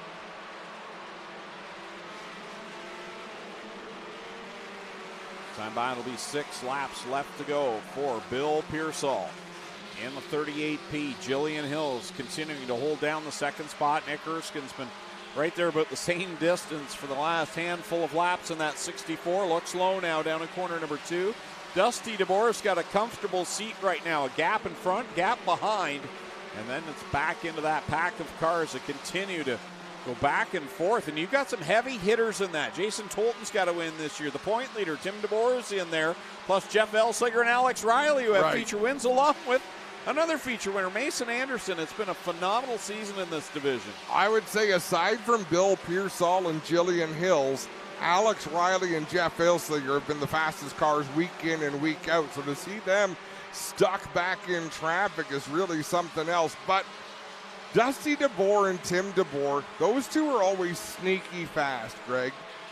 Yeah, they are. They kind of catch you off guard at the last moment. They're there. And right now, Tim DeBoer, he's trying to make a run on Thorne as he's got Elsiger and Riley behind him. Riley's the only driver with 2 feature wins this year. Everyone else with just 1. So 8 winners in 9 races so far. Bill Pearsall is trying to make that the second for him. And he's got some traffic coming up. It'll be 2 laps to go this time, but Pearsall with some slower traffic. No rear view mirrors in these cars to know if he's being challenged, so he's going to have to be aggressive.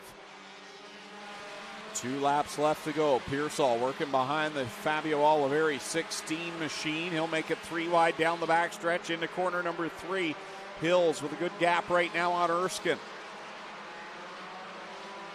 Mobile 1, white flag in the air. 1 more lap to go for Bill Pearsall. Still in the midst of that traffic, but he's running the extreme inside of the racetrack, trying to avoid it. Bill Pearsall down through 3 and 4 for the final time, looking for feature win number 2 on the season. Checkers come out. Bill Pearsall will pick up the win. Second place will go to teammate Jillian Hills, and Nick Erskine will find himself on the podium in the 3rd spot over Dusty DeBoer. Jeremy Cooper with the top 5. Alex Riley, 6th. 7th, Wade Thorne. 8th, Jeff Elslager. 9th, Tim DeBoer. And 10th, Mason Anderson. So Bill Pearsall will get his 2nd feature win of the season. And tonight he'll actually get out of the car and celebrate it. Last time we were in hurry-up mode. We got a quick word with him. But tonight we'll get Bill Pearsall out of the car, get the photos for his 2nd win of 2025 over teammate Jillian Hills. And how about that for Nick Erskine? A podium finish for the 64. He'll be pretty excited about that as well. You'll see why I'm trying to dub him the nickname Shaggy. Raggy? Exactly. And it's not because he sounds like Casey Kasem? No. Fascinating life story for Casey Kasem, especially the end.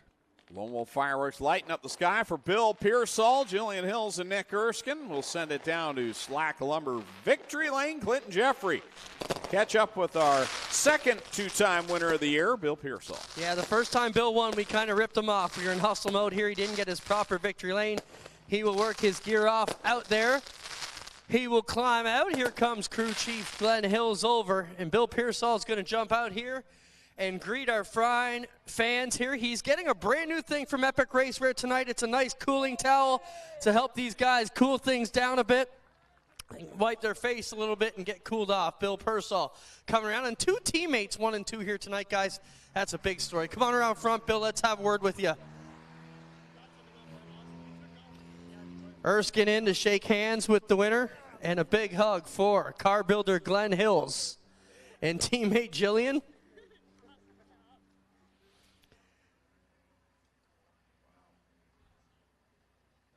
Bill, come on around front. We'll get a word with you here. Even his duct tape matches the car. That's impressive. Bonus points. Bill, congrats. You know, you're a pavement driver who's, it says there on your shirt, Pro 4 Modified Champion 10, 11 years ago at Flamborough. Over here on the dirt now, running very well. 2nd win. How does that make you feel? Fantastic. I love this track. I need to thank my wife, Leonore, who's sick, and wish he was here and wish he was getting better. This for Ponderosa Nature Resort, all the people at the resort. This is their car. And my nephew Brad is racing Super Late Model at Delaware tonight.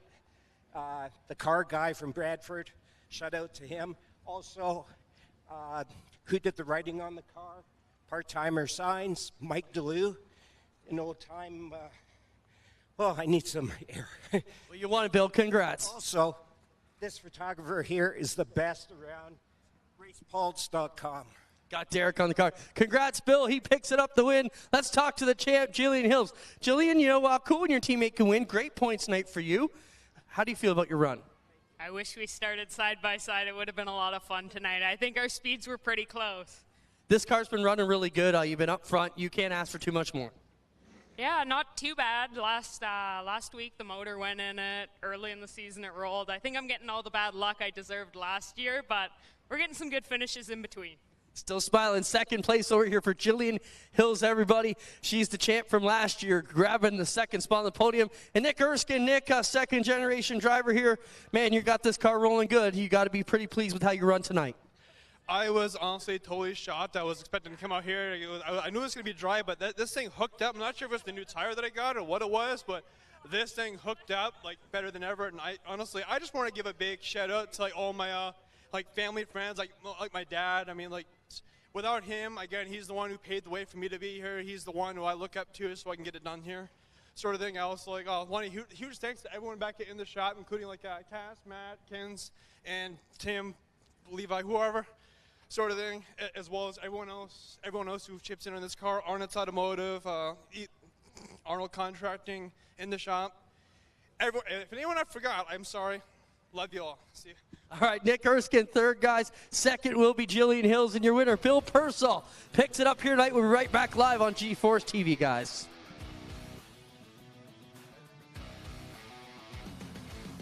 Lockhart's Odyssey is BRP's newest marine dealer for the legendary Alumacraft fishing boats, the luxurious Manitous, and the affordable Sea-Doo Switch pontoons.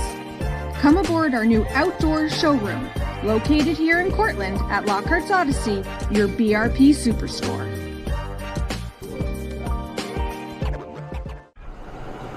Your mom got a new tractor? Yep. Can't she see in the dark? Can do. Hook up all the implements? Can do. Steer with ease? Can do. Bale hay all day? Can do. Shift like a race car? Can do. Keep a juice box cold? Can do. I'm out of here.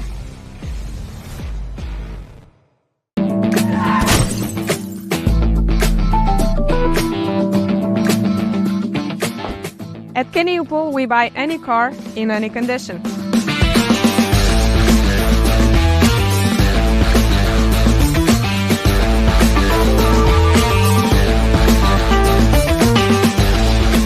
For over 30 years, WG Truck Center has been a place where pride lives in the details.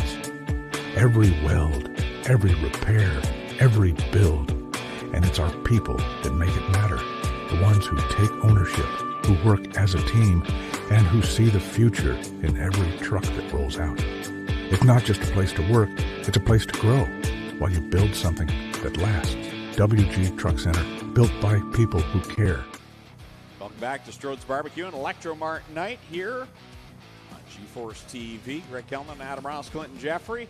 As we get ready for the Middleport Mechanical Thunder Stocks, Adam's got the starting lineup. On the pole from Six Nations, and she's not taking her starting spot again. In the 13X is Bella General. Anybody can elect to go to the back if they want to. That's what she has done. She earned the pole position because she will start tail. Scheduled to start second from Thorold. The 11 is Go Fast Teal. Third in the 37 from Harley is Rob Hoskins. Fourth out of Hagersville, the 93K is Mike Lazinga.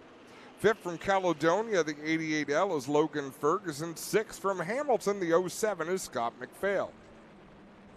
Seventh from Waterdown, the 51D is Dylan Peckham. Eighth from Canfield, the 03 is George Grossel. Ninth from Wellandport, the 222 is Nick Mazzy. 10th from Ohsweken in the 21J, it's the boss, Glenn Stiers. Starting 11th from Niagara Falls, the 26 is Keith Dale. 12th from Binbrook, the 427 is Tim Phelan. 13th from Port Robinson, the 108 is Zach Bleach. 14th from Caledonia, the 55 is Mikey Bobby, Mike Thorne. 15th from Hagersville, the 8 is Ryan Dinning. 16th from Hagersville, the 23 is Trevor DeBoer. 17th from Victoria, the 84 RK, it's the big dog, Ryan Beagle. 18th from Hagersville, the 49 is Brewster Baker, Dave Bailey. 19th from Norwood in the 21K, it's Flying Ryan Kimball. 20th from London, the 76 is Jamie Googe. 21st from Caledonia, the 21X is Mark Bazine. 22nd from Ohsweken, the 69G is Brian General. 23rd from Hamilton, the 43 is Kyle Andrus. Rounding out the field from Brantford, the 13 is Casey Huffman. Looks like a few drivers elected to go to the back. Brian General, Jamie Googe, Bella General. Nope, Brian General was scheduled to start back there.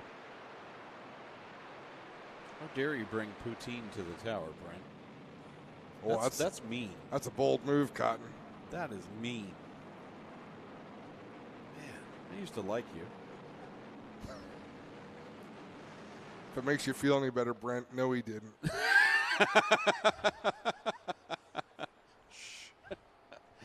Here we go to the Asphalt Works green flag. Rob Hoskins, Go Fast Teal. Get this one underway. Ryan. Trouble. Dylan Peckham with problems in the 51D. Sorry, Adam. Ryan Beagle with a big launch up the inside after starting 17th. He's in about the 8th spot. 3 wide for the top position. As they work it off the corner, Logan Ferguson, they had 88. He had to get a push there on the start of the feature to get his car rolling and into the lineup, but he kept his spot, and here he is in that second position, showing some speed. Tucks up in front of Rob Hoskins. Hoskins down to his inside. Nick Massey, the high rider in that 222, is Rob Hoskins. Boy. All sorts of sideways in turn 4.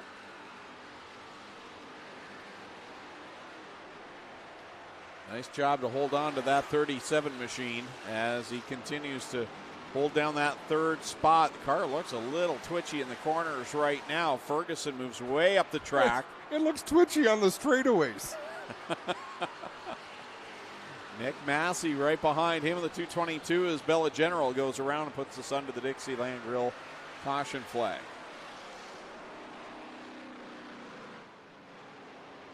Oh, look, someone's bringing us ice cream, Adam. Strawberry and caramel. Perfect. Take your first right, then your next left, left, up. You had one job.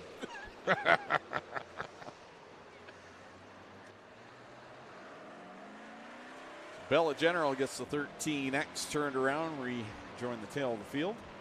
ShedInADay.com machine. There's probably a sign at the stairs that they only put up after we get here. Don't feed the announcers. I thought you were going to say don't feed the animals. Tomato, tomato. Yeah.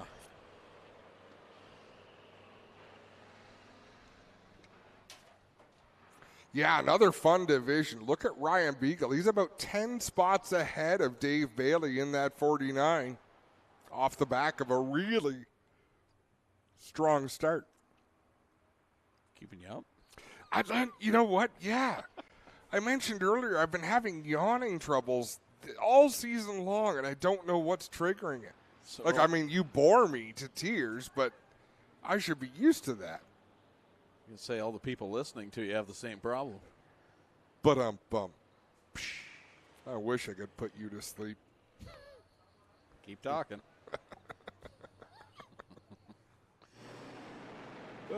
Field called the double up. Why didn't Greg come back this year? We put him down in the offseason. It was for the best. Oh, that got dark. Wow. So when people tune in next week and wonder why you're not here, they'll wonder. Karma. Karma doesn't miss. I knew it would get him one day. Stack him up again. Logan Ferguson on the inside, on the outside. It's the race leader, Mike Klazinga. Whatever Nick Massey's done to that 222, it's got him some speed here tonight. Definitely a different setup going there. Hey, really picked things up. Back through the WG Truck Center restart zone. Mike Klazinga will pull away from Ferguson. Here comes Massey on his back bumper. They'll take the high side into one.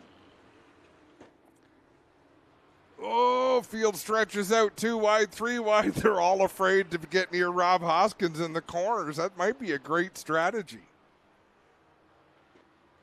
Yeah, that is a handful for Rob Hoskins right now. He's got Go Fast Teal, Keith Dale right behind him. Zach Bleach, Ryan Beagle running that inside line, trying to pick off a few more cars. Dave Bailey's beginning to catch him, though. You know, I was just thinking, watching Dave Bailey, just when you think you're running the inside, which Mike Thorne might have, even Scott McPhail might have thought so. Here comes David Bailey, insider. Should call him the shoehorn. That works. He is tight to the wall down there. Says, excuse me, Mike Thorne, and he'll get by that pack of cars, and now will chase down Zach Bleach. And Flying Ryan Kimball is going to school right now, running with some great experienced competitors out there. And Ryan Kimball, no slouch at all on the asphalt. Phenomenal driver in the late model division. And right now, getting this taste of dirt, like you said, following some of the best. As it's all Mike Klazinga out in front, Logan Ferguson in second over Rob Hoskins. Next time by will be it'll be 12 laps left to go. And we start moving into that territory of, can Mike Klazinga finally do it? But look who's about, caution flag comes out. Got a couple of them around in turns 1 and 2. There is a wheel, and part of the axle's attached to it up the high side of corner number 2, and that's George Grossel. George Grossel missing the left rear assembly.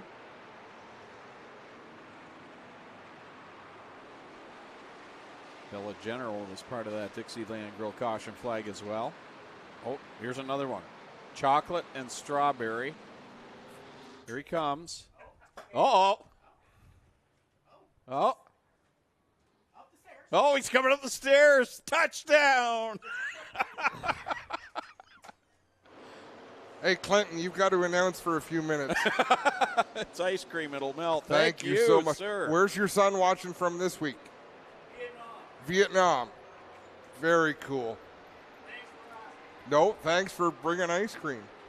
Like, normally, I'm generally fairly polite. Like, thanks for being here. Thanks for coming out of you. But thanks for bringing us ice cream. Clint, you're up. I will be up.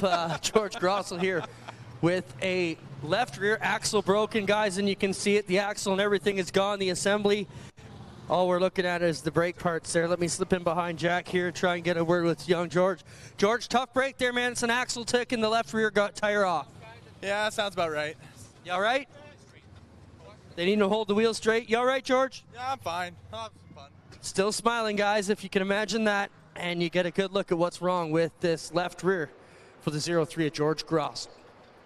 Jack, let's do a quick track report, guys, while we're at it right here. This track, it's got some character. It's got a few grooves in it, but nothing these guys can't deal with, guys. But here's where it gets good. It is hard packed right to the top. It is going to blow off here, and these sprint cars and sportsman cars are going to have to deal with the traction issues here. But it's very hard packed. Not a lot of bite left. It's going to be a classic Ohsweken summer track here as we get into the night. Yeah, can you take a little bit more time with that, Clinton? Maybe some, you keep interrupting me. I was going to carry the show while you stuff your face, but... Listen, how nice are people? All Greg and I do up here all night is make fun of each other and basically complain that we have to share the same space. But we have a really good time. We're I thought glad you were going to say all you do is mooch. Well, there's a little... and harass every bit of food coming up the road. Hey, he's got poutine. He's got ice cream. Hey, bring us pizza. I thought that was pizza. Listen, we still haven't got our water, you son of a gun. Yes, you did. I hand-delivered a case at Intermission, buddy. Where'd it go? Ask Hunsinger. I heard they have deep-fried pickles over in the pits. Dave, we're thirsty. Dave, we heard you had the water. He doesn't care. He's pretending he has something to do. Back through the WG Truck Center restart zone. Mike Klazing has had phenomenal restarts here. He'll jump into the first corner with a bit of an advantage. Here comes Logan Ferguson with a head of steam on the outside line. They're 3 wide for the second spot. And it's the big dog, Ryan Beagle, to the outside of Rob Hoskins for that second position. Beagle charges deep through the middle of the track. Logan Ferguson up on the high side. Hard hit there for Trevor DeBoer. He's going to get that car turned around. Oh, thank you. See, we just got water delivered to us. He's going to keep it going. I thought we were going under yellow. Hold on, Logan Ferguson. Oh, bummer.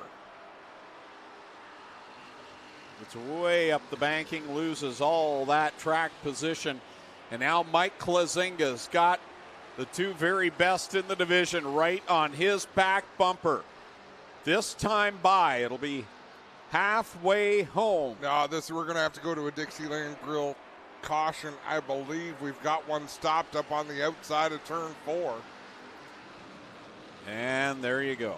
Dixieland Grill caution flag comes out from Carter Long as Trevor DeBoer last time through that corner hit the wall down in corner number 4 on the inside. Now he comes to rest on the outside up there in the shadows in the Timson Auto Service 23. And that's not something you see very often because we talked about all the DeBoers are the same. They're sneaky fast and they're always there at the end. And in this case, Trevor looks like he might not be there in the end. I believe he's going to get some service on that 23, but I don't see any tires down. Weaving that car is always concerned about the steering or maybe a tire down It was a pretty significant hit down on the infield wall. Let's have a look at the replay on our Creekside construction screen. We're looking at Logan Ferguson. Watch the driving he had to do. And everybody just going past. That's the difference between banking in the corners and being up on the flat. Yeah. You can really drive off the banking, but you get up to the flat and there is no traction. Big shout out to Shelby for bringing us water. This is the trouble. Now we're surrounded by enablers, Greg.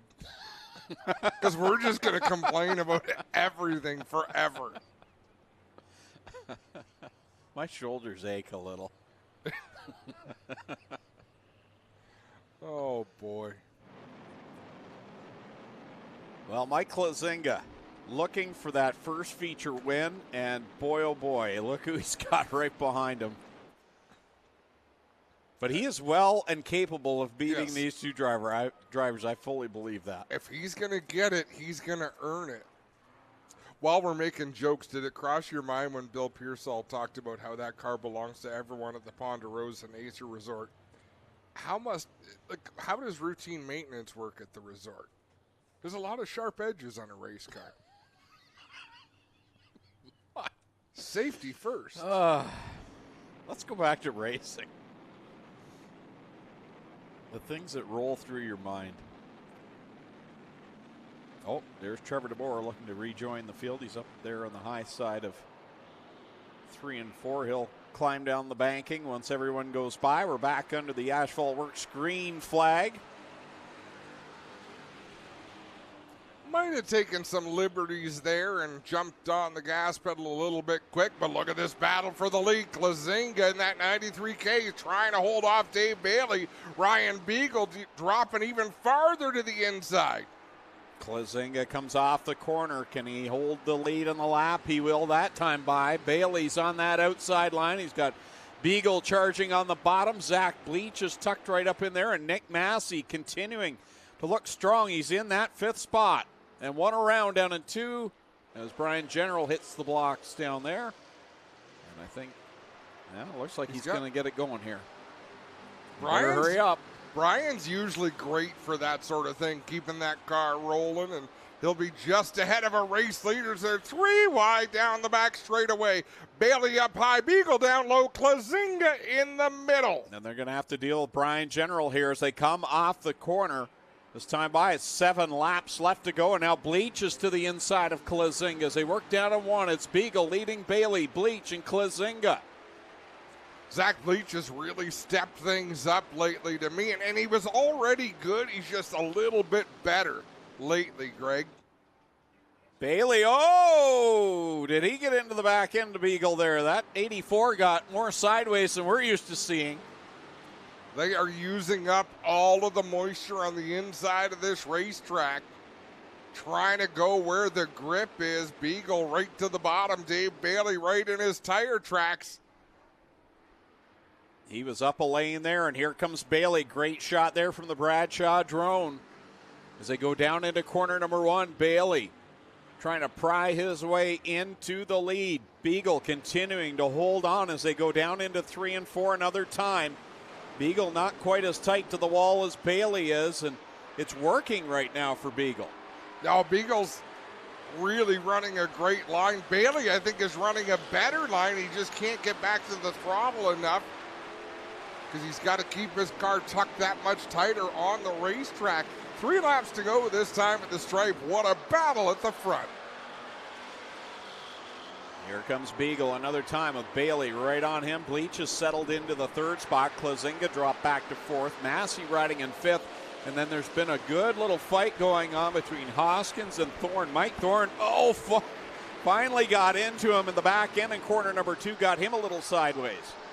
It'll be 2 laps to go this time. Bailey with a good run off the inside of turn number 4. Dave Bailey leads at the stripe. Nope. My scoring says Beagle that time, just barely. I was going by my eye. Oh, wow. Boy, oh, boy. Aggressive racing. We're not going to use words. Aggressive racing through slower traffic has put Bailey out front. Mobile 1 white flag is displayed. Now Ryan Beagle's got to play catch up in a big way as he dives it down into corner one. I'll tell you what, he's got a pretty good run here coming off of corner number 2 down the backstretch. Final time into 3. Ryan Beagle gonna sail it into the corner on the outside, looking for grip. Dave Bailey off the bottom of the racetrack. Dave Bailey with a feature win. Ryan Beagle second, Zach Bleach third, Plazinga fourth, and then Nick Mazzy rounds out the top 5. Wow. What a finish there for Dave Bailey. Gets it done again in the Gibbs Action Sports 49. We need to see that whole melee one more time. The leaders came up on slower traffic just as Bella General had some handling issues in turn number 2. Look at this replay. They're both going to go to the inside. Everything's good. No, it's not. Wow. That should have been a 3-car wreck. Yep. Oh, yeah. So Dave Bailey will send it down to Slack Lumber Victory Lane. Another feature win here tonight, adding to his totals. The all-time winningest driver in this division as Lone Wolf Fireworks light up the sky to celebrate Dave Bailey's 49th win for car number 49. 2 weeks ago, it was win number 47 in the 360s for car 47, Dylan Westbrook. Dave Bailey makes a 49 here tonight with a late race pass over Ryan Beagle. Zach Bleach ends up in the 3rd spot. And there you see Dave Bailey finally got the Brock Leonard this year. He's unbuckling, getting out of the car. We'll send it down trackside to Clinton Jeffrey and Slack Lumber Victory Lane. Thanks a lot, Greg. How about it, Ohsweken fans? A big Slack Lumber Victory Lane welcome for Brewster Baker. Dave Bailey gets it done. Thumbs up between 2 of the best competitors we got here weekly, and they'll talk about it. Dave, you're out of breath, man. That looked like a lot of work out there. Tell us what goes through your mind when you roll up on 2 lap cars battling for the lead with 2 to go. I had no idea it was 2 to go because we were paying attention to lap cars. I never really knew that was happening until I seen the white, but just rough race, and everybody had to get to the bottom.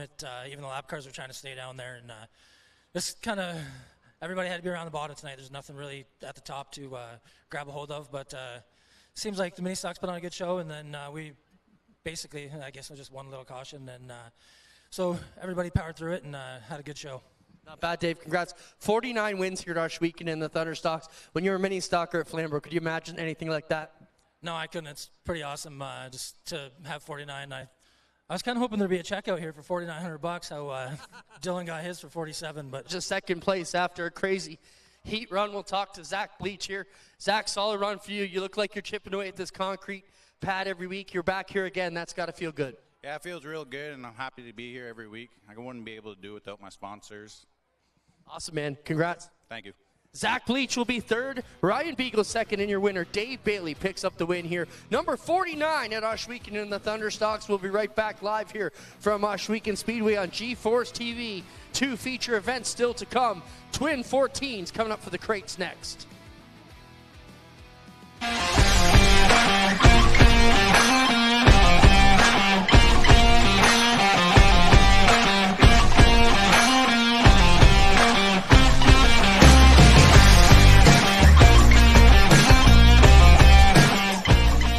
Looking for a new race or cargo trailer? Welcome to Kemp Motorsports. Kemp Motorsports specializes in top quality race and cargo trailers from United, Wells Cargo, and Hallmark. From our best-selling Rev Series up to custom 53-foot goosenecks and stackers. We have a huge selection in stock or ready to custom order. With top brands, great selection, and over 30 years experience, stop by and see why Kemp Motorsports is your #1 race trailer dealer. Find us online at kempmotorsports.ca. A home you love. A business that endures. It takes your vision, your hard work, and your dedication to bring them to life. The right tools help. Case IH truly understands your vision and what you need to achieve it. That's why we build the equipment, the local dealer and service network, and the data and tech you want today and tomorrow. Because we don't just build our equipment to work. We build it to work for you. Case IH, built by farmers. For over 80 years, Libro Credit Union has been a trusted financial partner. Today, as a 100% Canadian-owned credit union, we offer all the products and services you'd expect from a traditional bank, but with a personal, community-focused approach, investing back into the people, local businesses, and communities we serve. Bank local, support local, loyal to local. It all started for us at the racetrack, from dirt to waters. We have continued to keep the adrenaline and drive to make sure that we are always in the forefront. We are driven to give our customers the absolute best in service, products, and memories with your family. No matter what your passion is, whether it's on the water, in the dirt, on the snow, or on the road, we will always be here welcoming you over and over again through the doors here at Lockhart's. You're not just a customer here, you are part of our team. Back at Ohsweken Speedway, Fresh Stone presents Friday Night Excitement, brought to you by STRODE'S Barbecue. ELECTROMART ready to go with the first of the twin 14-lap segments. Adam Ross with the starting lineup. On the pole from Port Colborne in the 5D is Jacob Dykstra. Second out of St. Thomas, 52 is Jesse Costa. Third from Kitchener, the 50LS is Adrian Staley. Fourth from St. Catharines, the 2S is Al Slate.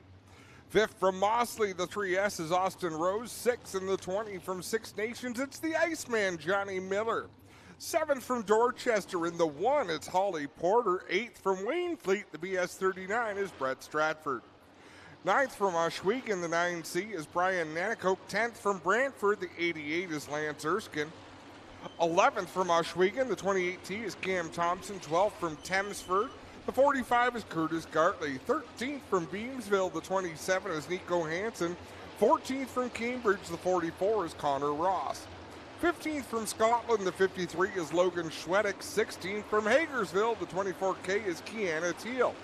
17th from Ancaster, the 26X is Campbell Baker. 18th from Hamilton, the 78 is Darren McClellan. 19th from Rockwood, the 74 is Rob Neely. 20th from Ancaster, the 16X is Keegan Baker. 21st in the 2M from Georgetown, it's Steve Murdoch. 22nd from Mount Bridges, the 94 is Nick Sheridan. 23rd from Waynefleet, the 85C is Cam McKinnon. 24th from Cortland, the 5 is Tom Pellizzari. 25th from Thamesford, the 14 is Eric Gledhill. 26th from Stony Creek, the 24A is A.J. Lewis. 27th from Roslyn, the 4K is Jamie Kay. Rounding out the field from Baden, the 2 is Travis Hofstetter.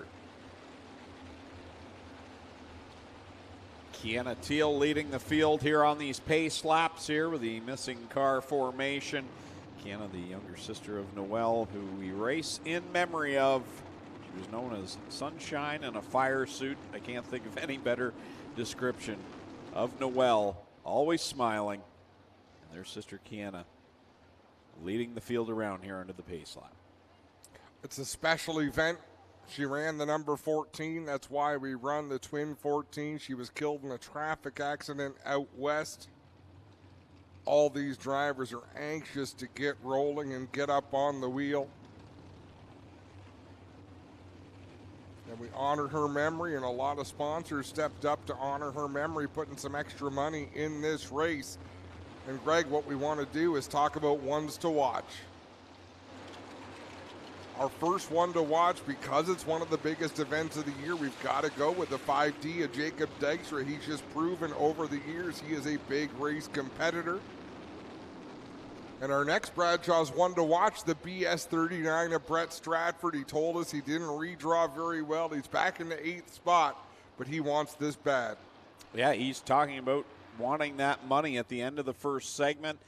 He is looking to compete in these first 14 laps. Yes, it's 28 in total, but he wants to win that first segment. So starting that deep, he was concerned about that. So you know he's going to be on the chip. He always is. Even when he gets out of the car, he's on the chip.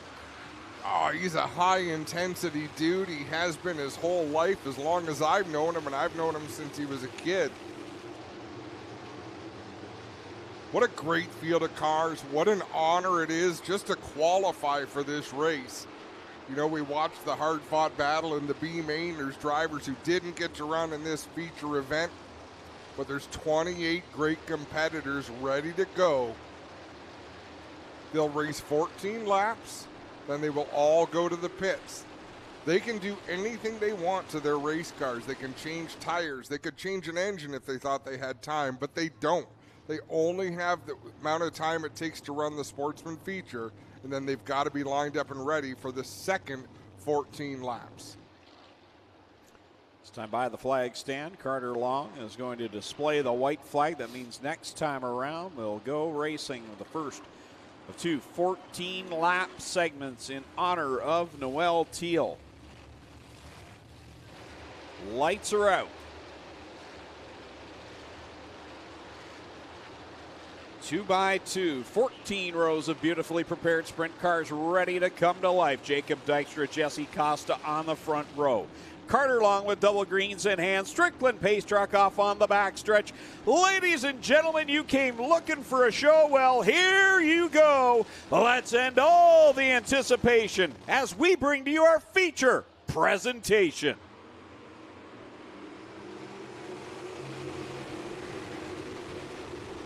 Oh, trouble. Nico Hansen up and over in turn number 1. Campbell Baker up and over in turn number 1. There is a pile of race cars up there. Steve Murdoch, Travis Hofstetter. Darren McLennan up on top of the wall. Nick Sheridan. Kiana Teal in the 24. Yeah, there's a tail tank sitting down there to the left of the screen. That's Nico Hansen's, I believe. And we talked about Nico, what a great job he did in the heat race earlier on.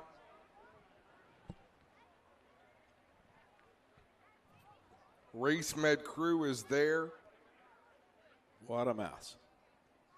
Clinton Jeffrey is on the scene. Totra, I believe both Baker brothers might have been involved in that. See Nick Sheridan there. Darren McLennan, Travis Hofstetter, Steve Murdoch, Keegan Baker, Kiana Teal, Nico Hansen. Let's have a look at the replay. Oh, wow. Nico got over the right rear of Cam Thompson.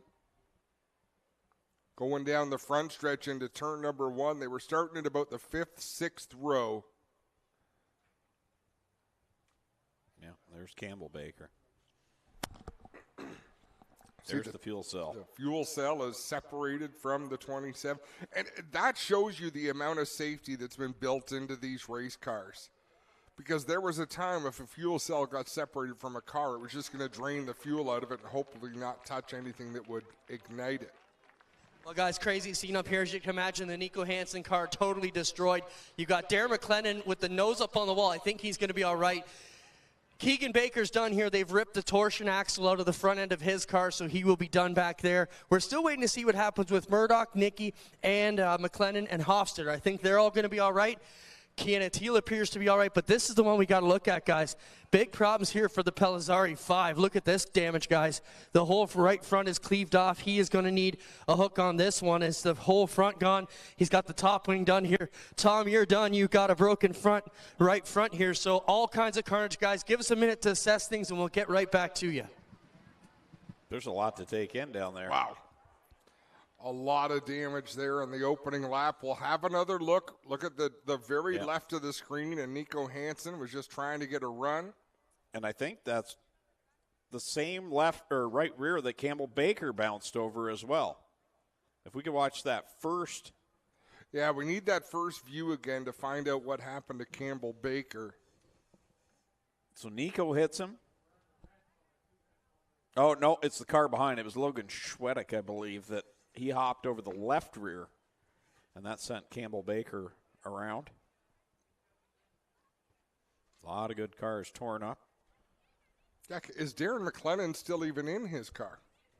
No, Darren McLennan has walked back at him, and he's got problems on his car. I may be able to get Jack to show over here, but the front axle is broken up. He's got torsion axle and torsion radius rod issues here. The front axle's knocked out of this car, so McLennan will be done. He's already gone back to the pits, and we'll, all kinds of issues. You can see the shock is broken here, so lots of problems on the McLennan car as well. He will be done, guys. So for anyone who cares about the points championship, you can pick up 5 or 6 spots just by getting your car drivable to start the second 14 laps. Because these cars are still eligible to be fixed and get back on the track. Yep.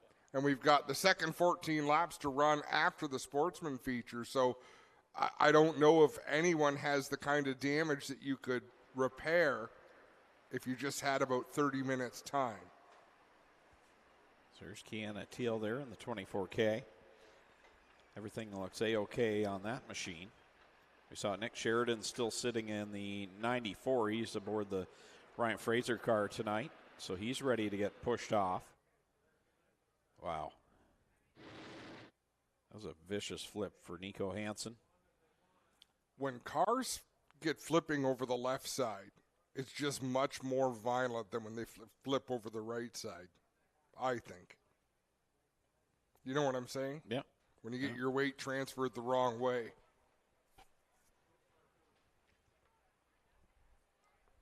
So just in case out there. Is Travis Hofstetter still in his car?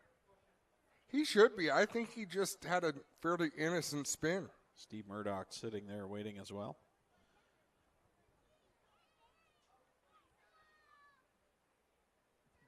So we're going to take a quick break, and hopefully when we get back, we'll be ready to go back. Green Flag Racing with the great sprints here at Ohsweken. It all started for us at the racetrack, from dirt to water. We have continued to keep the adrenaline and drive to make sure that we are always in the forefront. We are driven to give our customers the absolute best in service, products, and memories with your family. No matter what your passion is, whether it's on the water, in the dirt, on the snow, or on the road, we will always be here welcoming you over and over again through the doors here at Lockhart's. You're not just a customer here, you are part of our team.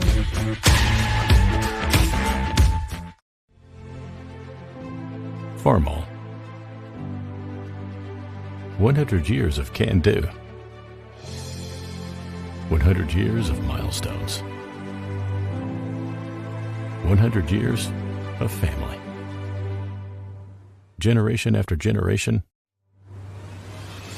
its legacy lives on.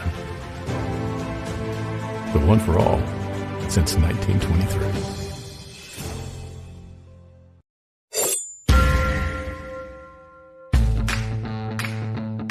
Introducing the Fleet lineup by CargoEase. Our commercial and Titan Series slide come with weight capacities of 1,500 to 3,000 pounds and features HDPE Ultra Ply Deck, a 1/4-inch rubber mat, 8-inch aluminum side rails, a patented spring release T-handle, and L-hook fasteners. This is the CargoEase Fleet lineup. At WG Truck Center, we fix trucks. We don't just change parts. Maintenance, repairs, frame straightening, and custom builds. Everything happens right here. A high-performance team focused on serving local Canadian business, always looking to add talent to make us even better. Need parts? Need a rig? Need services? The local shop that does it all. WG Truck Center. Everything you need for your diesel truck. After World War II, my grandfather was diagnosed with cancer, and our neighbors guided my father through his first few years after my grandfather died. This year will be my father's 50th crop. He always reminds me that without the help of our neighbors, there would never have been a first. My name is Randy. I'm a farmer, and I make the best damn tractors in the world because I owe it to my neighbors. Case IH, built by farmers.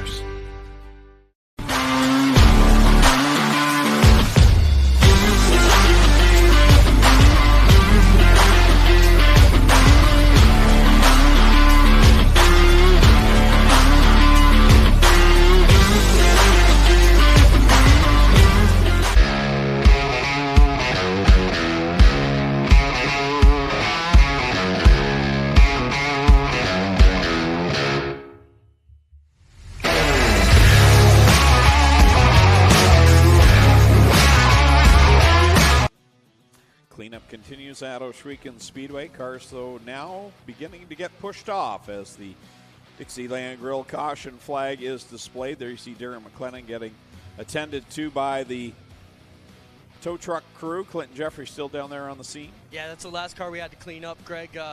So far, Nico Hansen went over on the just-in-case tractor. He had the biggest damage here.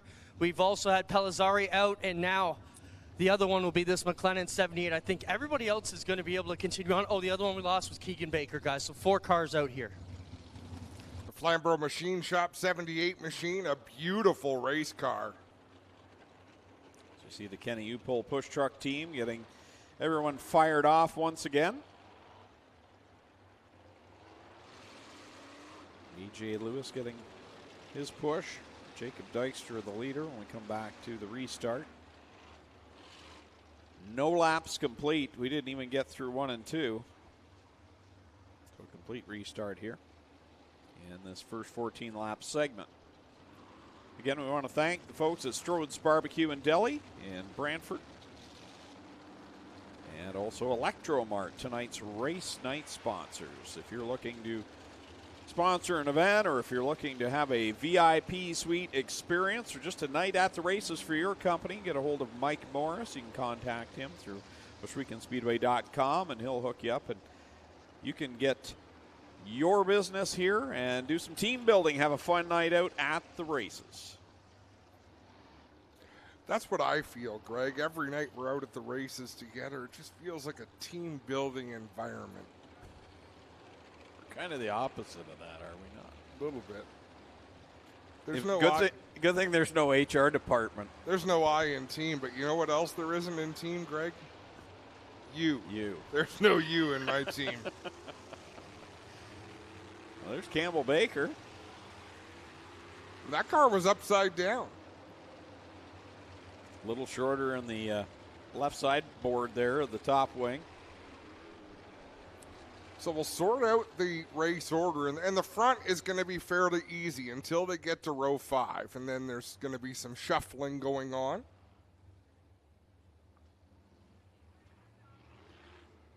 But Rob Neely started in the 19th spot. I don't know why he's so close to the front in the 74. Well, cars are going around here, so I think they're still sorting and shuffling. Brett Strafford should be up in 8th. We know that much.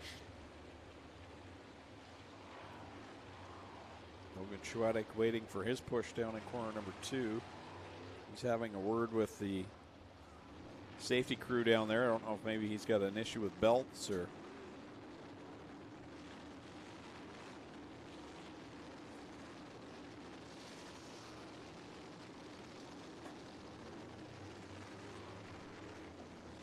I'm not sure what they've deemed as involved cars or not. Campbell Baker taking that car back to the pit, so he must have felt something he wasn't comfortable with. I could jump on there. They were looking at it when they went to push it off. The rear crasher was pushed up so high, they weren't sure they'd get it fired off. They did get it fired off, but they felt with no protection on the back end of that fuel cell, they were not going to let young Campbell run. So he had to go back to the pits and get that bar fixed. Not sure if he'll get it done in time, but he is not going to be able to continue here with the bar the way it was, guys. And Clinton, you've got the luxury of having officials radio. Did they deem some of those cars that crashed up in turn number 1 to be not part of the crash? I'm not sure which cars you're talking about, but Steve Murdoch, Kiana Teal. I could say that those cars, when I got to the scene, and I'm not making the official call here, but they were not actually involved. They were up, stopped. They didn't have any damage on them.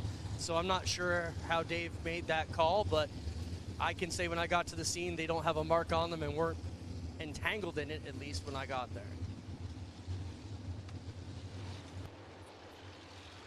I will accept that verdict, Greg. I was just going to ask, is that good enough for you, Adam? Does that meet your high standard of approval? Listen, it comes up, and I'll get messages, and people message me as though I have a say in things. I just talk about things. And on and on and on. It's quite the collection of car parts down there in the infield. Mobile 1 weight flag being displayed. We're going to try this again off of turn number 4.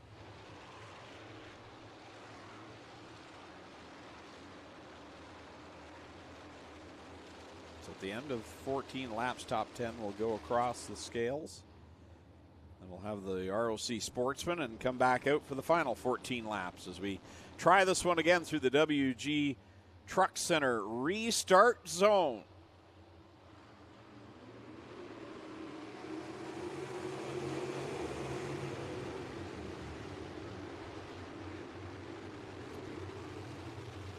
Cleaner run through 1 and 2 that time. They race down the back straightaway. Out in front, it's Jacob Dykstra leading the way in the 5D. Thanks, Steve Murdoch. Now, I thought he had some problems. He really backed out of it in corner number 3. The car seemed very twitchy. He was one of those cars that came to a stop at the high side of 1, but he continues on. I guess the 2M will be okay for the moment. Fierce battles going on through the middle of the pack right now. Holy moly, is out in front. It's Jacob Dykstra leading the way. Jesse Costa not going to lose too much ground to the leader. Austin Rose hanging on to the 3rd spot with Adrian Staley running 4th. 2 laps on the board now. Make that 3 laps that time by for Jacob Dykstra over Jesse Costa. Costa's staying step for step with the leader right now. They've pulled away from Austin Rose in that 3S machine. He's got a podium finish already here in 2025. Yeah, Austin Rose is like a tale of 2 seasons for that young man. He's had some great runs, and then he's had some real challenging runs as well. Yeah, one feature did not qualify through the B main, so it's been that up and down year for the driver of the 3S, but having a solid 3rd place performance right now as we are down to 9 laps left in this first segment. Brett Stratford struggling right now, not really able to advance far from his initial starting spot. In fact, he's lost a couple of positions back there racing with Kiana Teal and Logan Schwedick in the 53. Yeah, Schwedick's got a good run off the bottom there, working to the inside of the BS39, who's right in front of Connor Ross, who's working that outside line as they work off of corner number 4.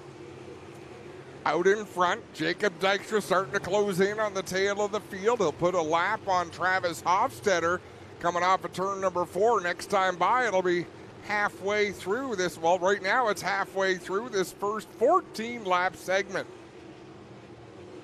Leader is continuing to work on the back of the pack. Cam McKinnon, Jamie Kay, the next 2 in line for Jacob Dykstra. Jesse Costa has reeled him in just a little bit. The slower traffic maybe playing into the hand of the St. Thomas driver in the 52. Nick Sheridan in the 94. I think it's time we talk about this. He is running a coil-over suspension car, which is not something you see in sprint cars on the dirt, but something he's wanted to try, and he's doing it while he's driving the car normally driven by Ryan Fraser, who could not be here tonight to race. So he says, why don't you try it, go on out and see what it does. Leader in heavy traffic right now. He's gotten by Cam McKinnon. Now he'll work to the inside of both Steve Murdoch and AJ Lewis. So Jacob Dykstra will put them down a lap. Next up on the docket for him will be Holly Porter and Lance Erskine. Holly Porter had the win in her heat race earlier on. That's how quick Jacob Dykstra is now. Trouble right now. They're running the lane. Dykstra wants to be in as he works down the back straightaway. It'll be 2 laps to go in this segment. In fact, 2 laps to go already given. I think the scoreboard's a little behind. No, it's not. Race monitor says 2 to go that time. Carter was just getting a good long build up to it. So Jacob Dykstra works through 3 and 4, and this time will come to the Mobile 1 white flag as he's put Holly Porter down a lap as the leader crosses the stripe now. And then you've got the second place running Jesse Costa. He has lost a lot of ground to Jacob Dykstra. And all is going to be for naught at the end of this segment because they're going to come back out after the Sportsman race and the field will be bunched up double file. Checkers out. Jacob Dykstra wins segment number 1 over Jesse Costa in thick traffic. Austin Rose 3rd. 4th will go to Adrian Staley. 5th, Brian Nanico. Good run for him. Al Slate 6th, Rob Neely 7th.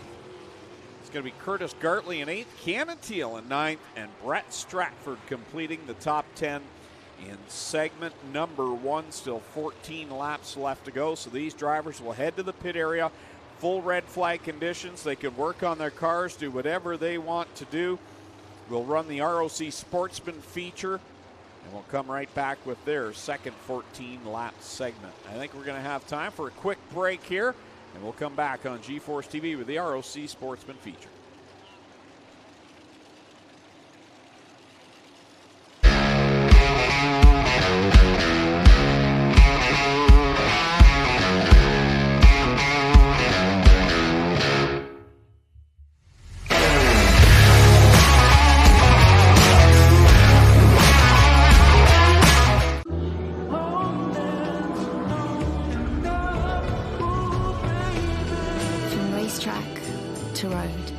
Mobil 1 Motor Oils make whatever you drive more beautifully. Built for a smoother, smarter, simpler season. Built to break new ground every time you break ground. Built for a higher quality harvest. Built to protect your crops with precision while giving you precision control in the palm of your hand. With a local service network built to keep you running. Everything Case IH makes is purposefully designed to work on your farm. Because we don't just build our equipment to work. We build it to work for you. Case IH, built by farmers. For over 80 years, Libro Credit Union has been a trusted financial partner, strengthening financial well-being. And through change, uncertainty, and opportunity, we've stood by you and with you. Join the nearly 120,000 Ontarians and over 12,000 local businesses choosing Libro. Not just for banking, but for a better future. Bank local. Support local. Loyal to local.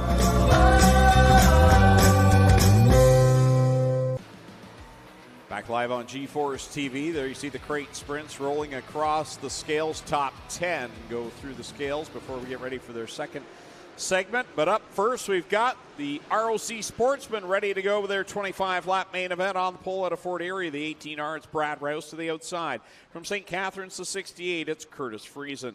Starting in third from Picton, the 91 is Craig Hanley. Lining up fourth from Port Colborne, the 185 is Tyler Pachulski. Fifth starting spot from Ridgeway, the 3N is Noah Mamo going sixth. From Port Colborne, the 99P Junior, it's Mateo Panante. Lining up seventh out of Niagara Falls, the 78 Junior, that's Nigel Pentecoski. Cody McPherson in the 7 from St. Catharines lines up 8th. 9th, it's Heavy Chevy Light, Jacob Chevalier from Port Colborne in the 12. Going 10th, Bill Bleach out of Port Robinson in the 108. 11th starting position from Bloomfield, the 11 is Dan Ferguson. 12th position from St. Catharines, the 0, it's the Mongrel, Jay Mallory. Going 13th from Port Colborne, the 777 of Cameron Olm. Austin Seaborn. Burns starts in the 14th spot. He's from Lowbanks in the 24. James Michael Friesen out of St. Catharines in the 72 lines up 15th.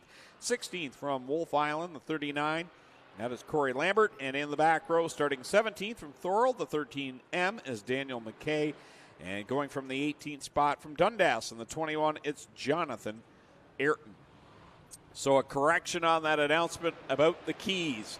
Someone has lost a set of keys. If you found them, please take them to the front gate.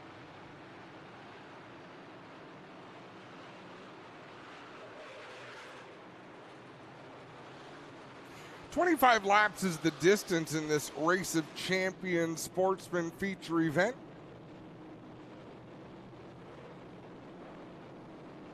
Field bunches up down the back straightaway. Brad Rouse and Curtis Friesen, a couple drivers with decades of experience behind the wheel, going to lead us to the green. Through the WG Truck Center start zone they go. Brad Rouse will lead them down into corner number 1, working the bottom side. Friesen on the top. Cody McPherson made it 3 wide up the middle. Trying to work between Mamo and Panante. Got an advantage over Panante, but Mamo able to hang on to that 5th spot. Just ahead of the 7 of McPherson. Friesen right down along the blocks, riding in the tire tracks of Brad Rouse as they work down the back stretch. Rouse lengthening that advantage just a little bit as Hanley and Pachulski go wheel to wheel for the 3rd position. Off the 4th corner, Hanley's got the spot over Pachulski. Out in front is Brad Rouse by 4 car lengths over Curtis Friesen. Then that battle Greg was talking about between Hanley and Pachulski. Mamo right behind them with Cody McPherson stepping up the racetrack, looking for racing room out there in the 7 machine. We heard Dave Bailey talk earlier on tonight after winning the Thunderstock race that it's all on the bottom here tonight, and you can see those drivers digging down in deep. There are a couple of drivers, maybe a lane or two up. Cody McPherson's trying to find something else, but it's not working for that 7. Not yet, but there's a lot of laps. 25 laps is a long race here at the Big O. 6 and O's to the inside, and Noah Mammo, he'll get the advantage off of turn number 2 as they race down into the 3rd turn. McPherson with the advantage on the bottom. He'll take that spot, move him into the top 5. He'll get around Tyler Pacholski on the same lap. Yeah, good couple of corners there for Cody McPherson. Moves himself into that 4th position. Trying now to track down Craig Hanley, who holds down spot number 3. Right now it's all Brad Rouse out in front over Curtis Friesen. And then you've got Craig Hanley, Cody McPherson, and Tyler Pacholski staying right there in his tire tracks. Pacholski not giving up. He moved up the racetrack about a half a lane to see if he can make any ground that way. Noah Mammo had a bad lap, lost some spots. Now he's battling with Matteo Panante side by side. Panante to the inside. He'll take over that 8th spot. Cody McPherson might have just tagged the inside wall. And Pacholski working back to his outside again. Lost ground on Craig Hanley in that lucky 7. And you've got to go down low to get some grip. That comes at a price. You've got to be careful with these cement blocks, Clint. Well, you mentioned it as we look at Cody McPherson. They just came over the radio, said he's got a flat left front. So the 7 did pop that left front, and you can see it ever so slightly in our images. Not stopping him from challenging Craig Hanley for the 3rd position, though, as they go down the backstretch. If you're going to blow a tire, that's the one to do it in these dirt modifieds. He's got to make some passes. He's got to pay for a new left front. He gets by Hanley now. We'll try to draw in Curtis Friesen, who's working around that 39 machine of Lambert, and is still staying pace with Brad Rouse right now, keeping him in his sights. Curtis Friesen won a Sportsman Tour race here long ago, and he was disqualified in post-race tech for his roof angle. It was a travesty. McPherson working around the slower car as well, so the top 3 now clear of slower traffic. Pacholski, Hanley, and Pentecoski will have to work through, but Bill Bleach has come to a rest in the 108 to the top side of corner number 2. And that GSR machine, and that puts us under the Dixieland Grill caution flag. Just prior to the halfway mark of this Sportsman feature event. Yeah, I just want to mention, Curtis was telling us, guys, when he signed in, he's going for 2 straight. Won the most recent Sportsman feature at Merrittville last Saturday. And Adam, you're right, that was a travesty. That was the one year that Dirt actually cared about roof angle, and it was the one chintzy thing they were going after. Well, and was that the same season they dinged Bob McCready at Rolling Wheels for his spoiler height? Like, just, they were just flexing their muscle. But it seemed like in all the silliest ways. You know, oh, for that sure. roof angle did not cost Curtis the Tour race that night. And man, him and Grandpa Stan were fuming for the Ransomville people. No, you can imagine how Grandpa Stan was, and he was not happy with Dirt Motorsports that night. In fact, they might have even pulled out of Dirt after all that craziness for a year or two. You could be right. I don't remember. And that race was chaotic anyhow. Like, Curtis didn't necessarily have the best car that night, but he did the best job getting to the finish when other people wrecked. And at least he got to enjoy his moment in Victory Lane because it was a great celebration.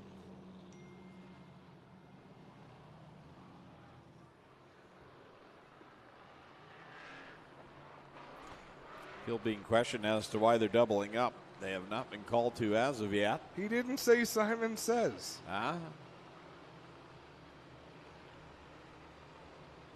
Dave? Oh, here we go. We're going to catch a replay here of Cody McPherson's flat tire on the Creekside Construction big screen. Right there. Wow. Not only was that a pretty good piece of camera work, but nice job by those in the truck to find that clip. Yeah, they've had a rough night tonight down in the truck, so we thank them for their hard work and all their efforts. They need hugs. Mind you, they did not go through the great earthquake of 2025 here in the tower. That's true, they didn't. That's true, they didn't. They still deserve hugs and hot dogs. They would say they were the ones that shook it just to get you guys excited. Which hugs right below you. Hugs and hot dogs was the theme in Dave Hunsinger's trailer last weekend.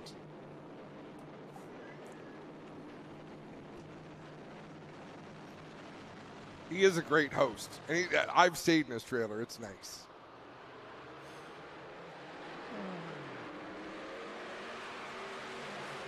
Troubles for Brad Rouse on that restart. That was a veteran move by Brad Rouse. Didn't like that Curtis Friesen had gotten out ahead of him so far.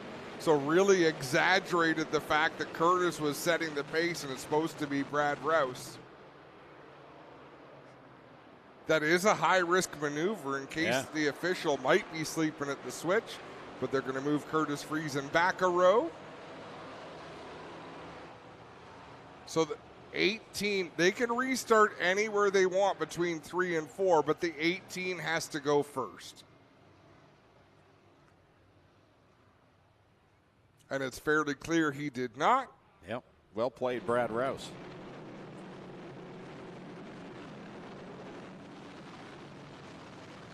Back to the WG Truck Center restart zone. Going back to the asphalt work screen flag.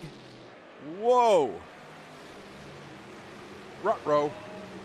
Jacob Chevalier into the infield. Brad Rouse into the infield. Jacob Chevalier just had a very difficult choice to make. Do I try to turn hard right and get... Oh, race med. Yeah. Craig Hanley stopped on the back stretch. What in the heck?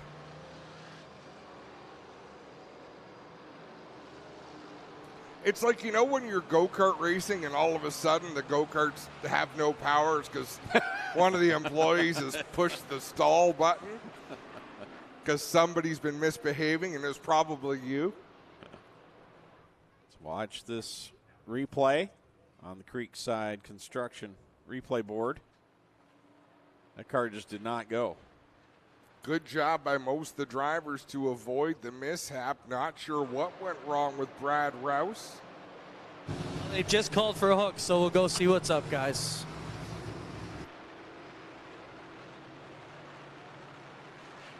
Brad's animated, though, inside the car. I think they might have sent the hook to the wrong end.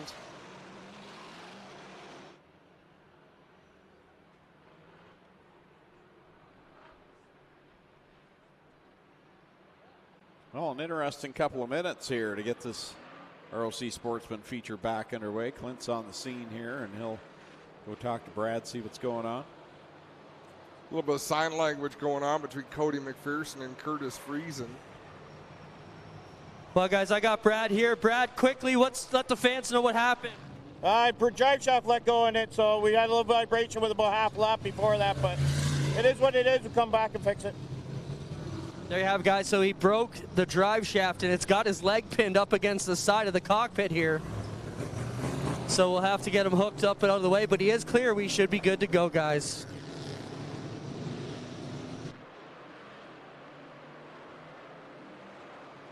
So that is not a pleasant experience. With a sprint car, just like a dirt modified, the drive shaft runs between your legs.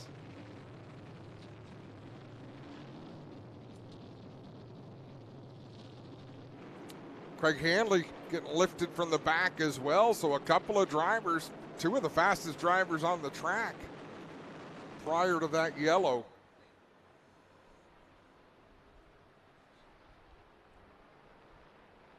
Now, that's going to put Cody, well, yeah, see, I was wondering what's going to happen here with Curtis Friesen, because he was penalized and put back, but we didn't get a lap in. Does he go back to... Well, no, if you penalize him a row, he's in the 4th spot. Now he's in the 3rd spot. And he's still going to do it like Indy, start them 3 wide. He wants to be there. Back again to the WG Truck Center restart zone. They're starting a mile before the restart zone that time. Yeah, different rules for this race. Ah, okay. Yeah, they talked about it in the drivers' meeting, said anywhere between 3 and 4, it's up to the leader. 10-4. So Cody McPherson will come this time by to the halfway signal. He's had his fair share of problems here tonight. Clipped that inside wall, but he is still sailing in that number 7. Nigel Pentecoski with a good move there off of turn number 4 to the inside of Curtis Friesen. That 78 car looks to be handling very well. McPherson across the stripe another time. So it's Pacholski, Pentecoski, Curtis Friesen, and Matteo Panunte completing the top 5 right now. Noah Mamo trying to work his way by the 99P Junior. Can't do it that time, down to 1 and 2. Out in front, Cody McPherson with about a half a dozen, maybe 8 car lengths over. Pacholski in that second spot. Little further back, they're all digging for the bottom. James Michael Friesen in that Bobcat of Hamilton number 72, trying to make his move there on Chevalier. Surprising to see him as far back as he is. James Michael Friesen with lots of experience in this class.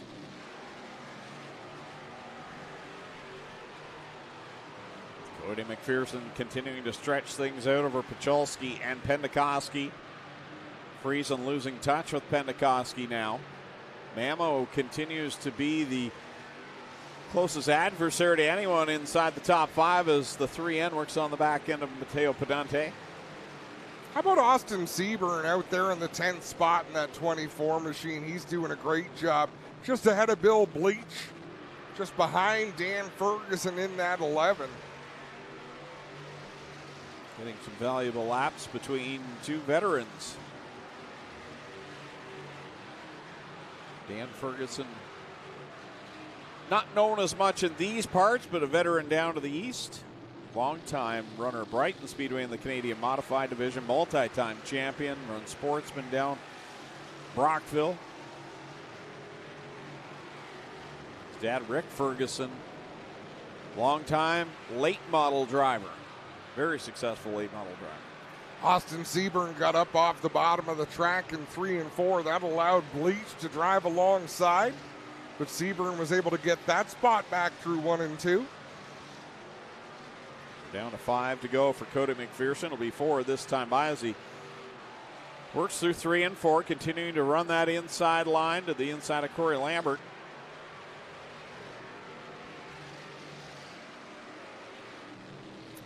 You know, how do you feel if you're Tyler Pacholski and Nigel Pentecoski? Is McPherson beating them with one arm tied behind his back right now? I know, right? That thought crossed my mind. They're keeping pace. I'll tell you what, he's not running away from Pacholski and Pentecoski at the moment. Now, he's not feeling pressure either, but. And I'll tell you what's impressing me right now is Jonathan Ayrton in that 21. They were struggling so bad trying to get this car balanced the way it's supposed to be. And that car is evil for him. Watch him down the back straightaway. He's right with the race leader, Cody McPherson, doing a great job. Watch this car unload on the left rear. Like it squats right down. Just going a lap down there. There's the Mobile One white flag comes out for Cody McPherson. Getting it done, 3-wheel style here tonight with Pacholski in second, Pentecoski in third. They go down the backstretch one final time. Through 3 and 4, Cody McPherson in the 7 machine. I don't need 4 tires with air in them. Checkered flag in the air. He'll take the win over Pacholski, Pentecoski, Curtis Friesen, and Matteo Panunte.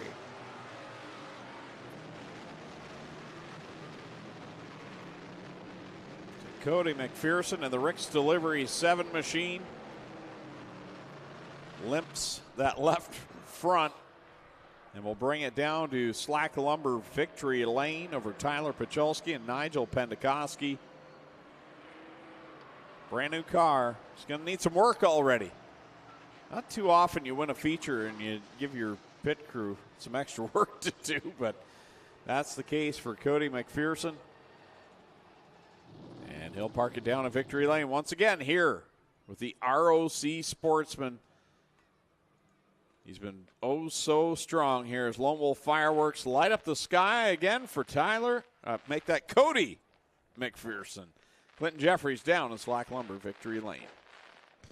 Cody wastes no time getting the bucket off with a big deep breath, and you got to imagine that's a little bit harder on those forearms with the left front not participating with the rest of the car here. He'll get his epic racewear cooling towel and climb out here to the Lone Wolf Fireworks display going on behind his car. As you mentioned, a new ride for Cody. We'll talk about it here. Cody McPherson into Slack Lumber victory. And how about at Ohsweken Speedway for the Lucky 7?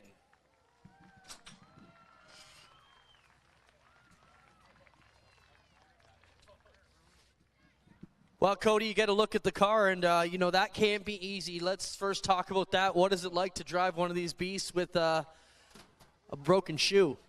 You know, it's not as bad as you would think. The yellows are the worst.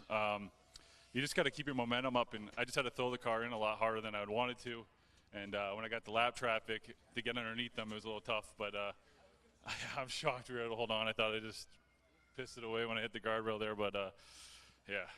Solid drive. You know, you've been dominating this class. We had to do something, so we had the wall jump out and tack you, but you still managed to hold on to it. Great drive, Cody. I know we got a few people to thank.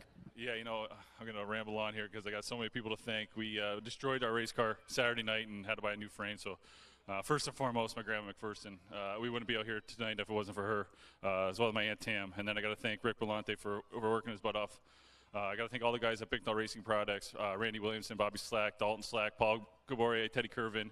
It was 2 days of just thrashing, try to get this thing ready. And then I got to thank all my other sponsors, Alliance Tire, Beaverlock Farms, Summertime Spray Foam, like I said, Witter Concrete and Trucking, C. McPherson Jr. Trucking, Hitchman Trailers, Niagara Trailers, Billy Baker, Source Parts and Warehouse, I forget his name, J-Way, and, you know, everyone else that helped. Right on, Cody. Congrats. Cody gets it done. Tyler Pachalski. Tyler, I heard you get out and say code. Must have been hard to steer that car. Solid drive for you, though. Second in a guest appearance, let's call it. What a drive. Yeah, we've been struggling a lot this year, so to get going in the right direction today feels good. It's definitely not easy driving with that left front like that, but, you know, just thanks to all my guys. It's been a tough couple weeks. We've been working hard at her. We've had some issues, and thankfully they've been putting up with me long nights, so couldn't do without all those guys. And Steve at Sterling, Brad and his whole family for giving me the opportunity to drive this. Bob St. Amon Auto, Peps Pro Painting, Pro Batteries, everybody, my family, my wife and kids are here, and they put up with a lot of this. And my daughter racing, so thank God for my wife taking care of the house. So thank you. Right on, Tyler Pachalski grabs second. Cody, reach in here, pull out a 50-50 ticket. Bring that in here with Cody to pull one here while I talk to Mr. Pentecoski. Hey, how's it going, man? Welcome to the concrete at Ohsweken. I know, it feels good. Talk about your run. Really good drive. Anytime you can finish in the top three with Cody, and these guys are good. Yeah, the car would really come in on the end, or at the end, and I felt like I was catching them. And I think it's like the regular saying, there's 5 more laps. But, yeah, I got to thank so many people. We rode a car off last Saturday, and we've been at this since Monday.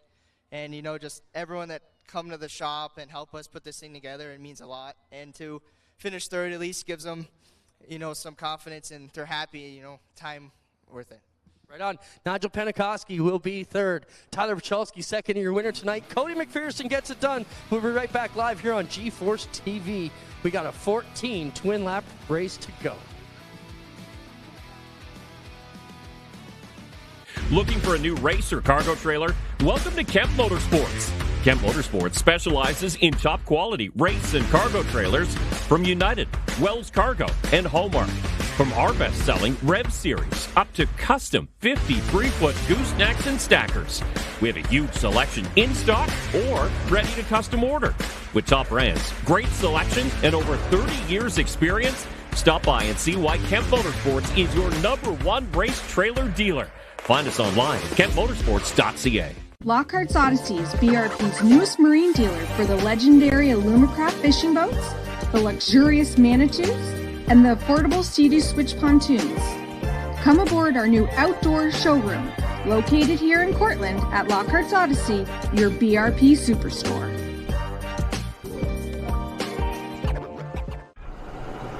Your mom got a new tractor? Yep.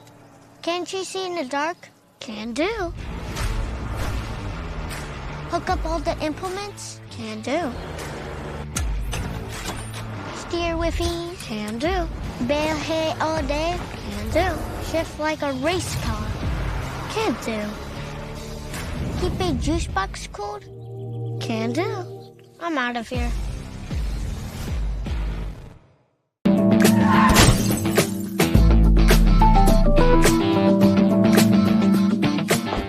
At Kenny Upel, we buy any car in any condition.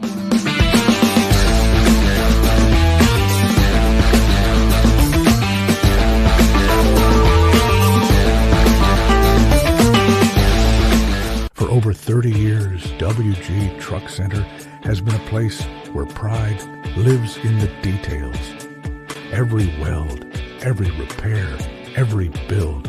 And it's our people that make it matter. The ones who take ownership, who work as a team, and who see the future in every truck that rolls out. It's not just a place to work, it's a place to grow while you build something that lasts. WG Truck Center, built by people who care. Fresh Stone presents Friday Night Excitement. Tonight brought to you by STRODE'S Barbecue and ELECTROMART. Adam Ross has the starting lineup for segment number 2 of the Noelle Teal Memorial Twin 14s. On the pole, this lineup is based on how they finish segment number 1. On the pole from Port Colborne, the 5D is Jacob Dykstra. Second from St. Thomas, 52, Jesse Costa. Third out of Mosley, the 3S is Austin Rose. Fourth out of Kitchener, the 50 LS is Adrian Staley. Fifth from Ohsweken, the 9C is Brian Nanakoke. Sixth from St. Catharines, the 2S is Al Slate. Seventh in the 74 from Rockwood, it's Rob Neely. Eighth from Thamesford, the 45 is Curtis Gartley. Ninth out of Hagersfield, great job for this young lady in the 24K, Kiana Teal. 10th from Waynefleet, the BS39 is Brett Stratford. 11th from Mount Bridges, the 94 is Nick Sheridan. 12th from Cambridge, the 44 is Connor Ross. 13th from Thamesford, the 14 is Eric Gledhill. I believe that's all the cars on the lead lap, but Logan Schwedick starting 14th might be on the lead lap out of Scotland in the 53. 15th from Ohsweken, the 28T is Cam Thompson. 16th from Dorchester, the 1 is Holly Porter. 17th in the 20 from Six Nations, it's the Iceman Johnny Miller. 18th from Brantford, the 88 is Lance Erskine. 19th from Georgetown, the 2M is Steve Murdoch. 20th from Stony Creek, the 24A is AJ Lewis. 21st from Waynefleet, the 85C is Cam McKinnon. 22nd from Roslyn, the 4K is Jamie Kay. 23rd from Baden, the 2 is Travis Hofstetter. 24th, I doubt he will make the call, it's the 27 of Nico Hansen. 25th from Ancaster, 26X is Campbell Baker. 26th from Hamilton, the 78, it's Darren McLennan. 27th from Ancaster, the 16X is Keegan Baker. And 28th from Cortland, the 5 is Tom Pellizzari. Great job for the Bakers to get those cars back on track. Same with Darren McLennan and his Flamborough Machine Shop crew. Good work. Top 15 on the lead lap. Up to Cam Thompson, and then Holly Porter through to Travis Hofstetter, 1 lap down. There and then you've got Nico Hansen, Campbell Baker, Darren McLennan, Keegan Baker, and Tom Pellizzari that are out. They had no laps complete.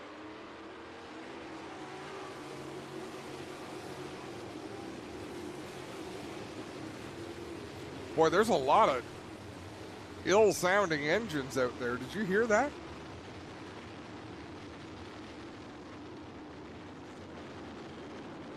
Well, we had Jamie Kay's earlier on, and it's held together this long. So. That's true. But did you? It sounded like I didn't know popcorn popping. No.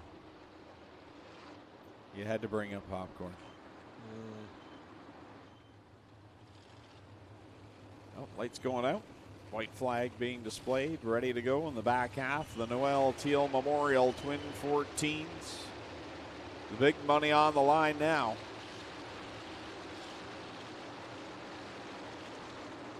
Chalk lines down. Jacob Dykstra, Jesse Costa will bring us back to the green flag. Looking for a better start than what we saw in segment number 1, that's for sure. Well, a safer start would be a great thing. Dykstra in the 5D, Jesse Costa in the 52, 14 laps to settle the score.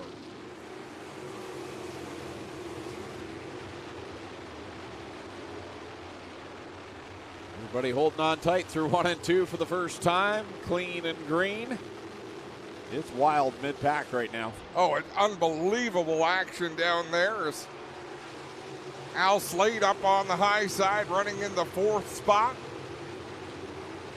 Let's see if he can make that work from the extreme outside in the 2 machine. It's fun to watch. If nothing else, Rob Neely makes a move on Adrian Staley.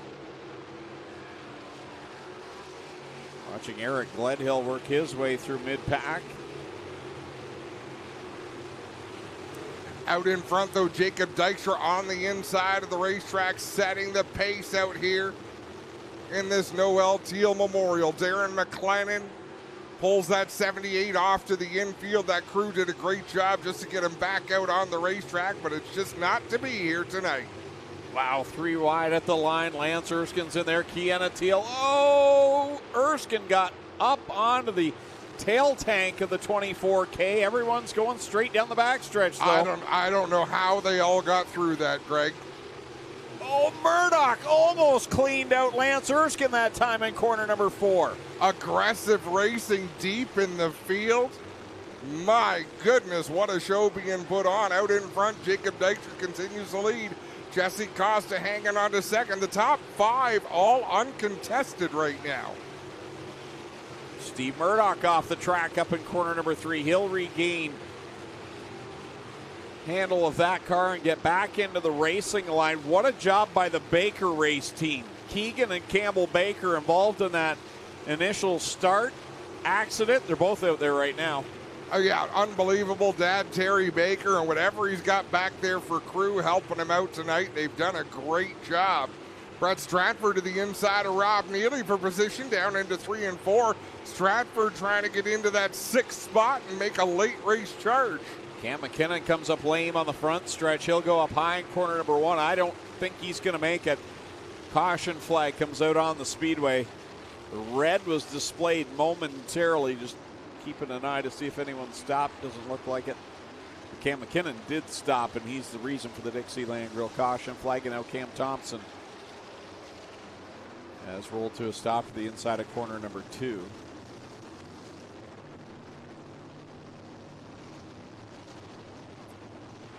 They're all stopping in turn 2.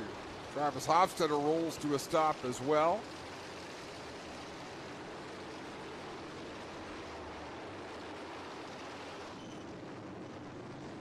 How about Jamie Kay in that 4K machine? I don't know that he's ever qualified for a feature here. I'm terrible when it comes to statistics, Greg, but can you recall? Like, I just always picture him having engine issues. He had a great run a couple of weeks ago, and actually was talking to Adam Turner about that and saying that was Jamie Kay's best run. And then there was an issue between the heat and the feature.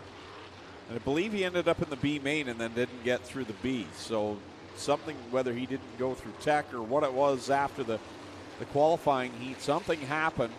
And that was his best run, but tonight's been by far his best night here at the Big O. How frustrated are you if you're Jesse Costa and you've been running second? You start up front in the front row and you've been chasing the tail tank of Jacob Dykstra all night long.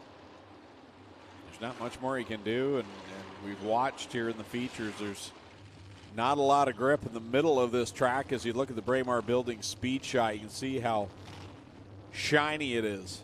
What were we talking about 2 weeks ago? The high shine? The high shine. There you go. Pool table smooth. Take a drink. Travis Hofstetter gets help from the Kenny Upol push truck team.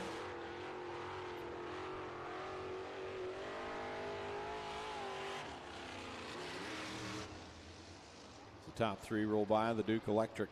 Camera perch down there in the infield. One of the most exciting shots to be if you're the cameraman. Because when they lose control on the backstretch, you better hope those bales of hay are going to. It's quite the location. They're not going to feel good. No. Was it exciting when you guys thought you were in an earthquake? Oh, let me tell you. Because it is not exciting when cars are coming at the backstretch at you. I'm looking around, standing up looking like, is anyone else shaking or is it just us or what's? It was significant. Oh, yeah. My butt is not that fine-tuned. Like, it has to be shaking pretty good to feel it. Just the fact that they could shake you and you're in this tower, like, that takes a lot of force. That's right. But once you get it moving. Momentum. Exactly. Yeah, that was G-force.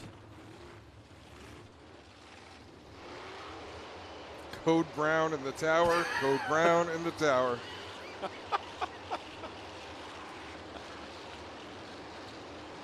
was an Omaha moment. Get me out.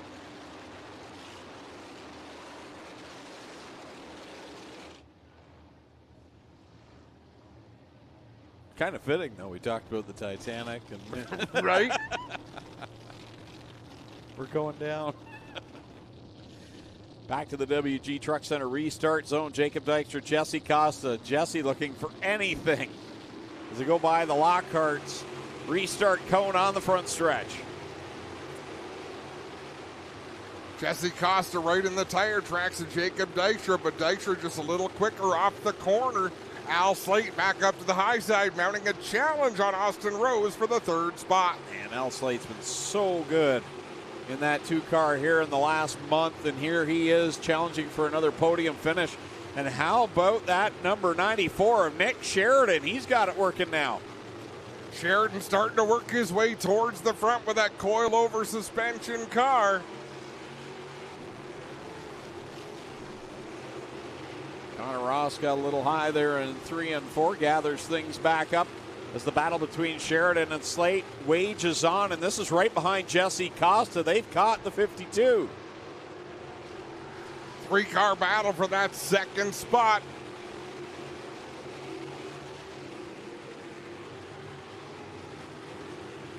All Jacob Dykstra right now. Nick Sheridan trying to work by the two of Al Slate. He dives down low in corner number 3. Way up the banking he goes. Slate back down to the inside at the line. Slate's got the spot. Oh, wow. Slides right up in front of Sheridan. Sheridan crosses back down to the inside. Swapping sliders. It'll be 2 laps to go this time in the Noelle Teal Twin 14s. It's all Jacob Dykstra and Jesse Costa. They pulled away from this battle, but what a good fight it is between Slate and Sheridan. Sheridan way up the hill again in corner number 2.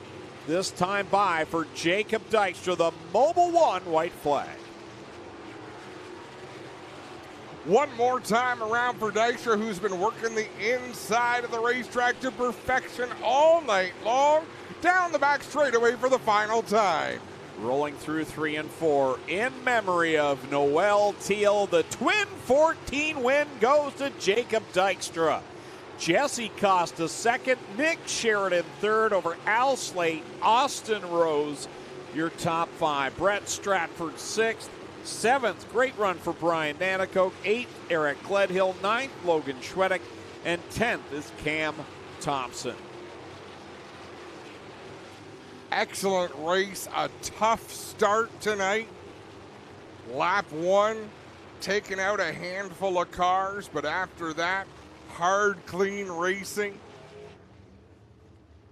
Jacob Dykstra's going to go back to victory lane yet again here this season. Take home the big payday here tonight.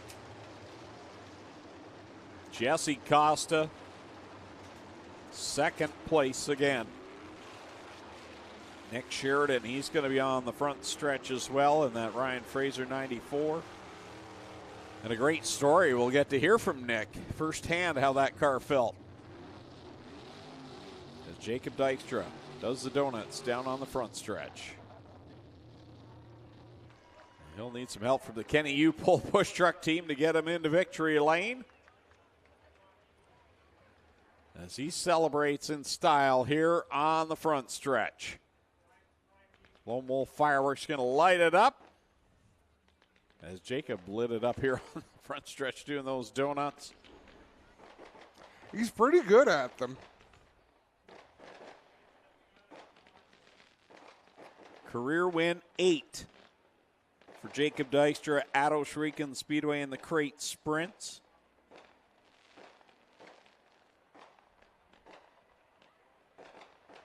Puts him 8th all time in feature wins. And the 5D will get the push over victory lane to celebrate the huge payday. I want to thank everyone that was a part of this event and supporting this great purse in memory of a great young lady, Noelle Teal. Glad that we can honor her every year here in this memorial event. Let's send it down to Slack Lumber Victory Lane with Clinton Jeffrey. Thanks a lot, Greg. Jacob Dykstra in here. So Slack Lumber Victory Lane. He will get the gear off and climb up here. Big check for $2K down here, probably for plus some extra bonus money for Jacob Dykstra. And he will get the Noelle Teal Memorial Race for 2025 under his books. Here he is on the roof. How about it for Jacob Dykstra?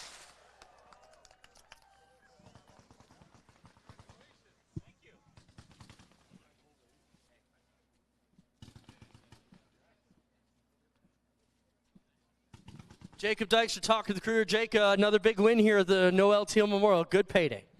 Yeah, no, this was really good. I got to thank my guys, man. They work so hard at home and in here. Like Seth doing our tires, man. I wouldn't be here without him. And we've been sucking on slick tracks recently, and we've been only really good when there was a heavy cushion and had to really fight for it. But tonight it just seemed to come easy, and it was, yeah, all up to my guys. And I got to thank my new sponsor, Buxton Speedway, Will.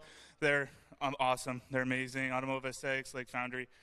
And, yeah, everybody else that helps my mom and everybody back home. Right on. Jacob Dykstra grabs it. We'll get over here and talk to Jesse Costa. Jesse, what a drive here today. You know, you were battling hard against that 5 car. You had a couple runs at it, but tell us about your night.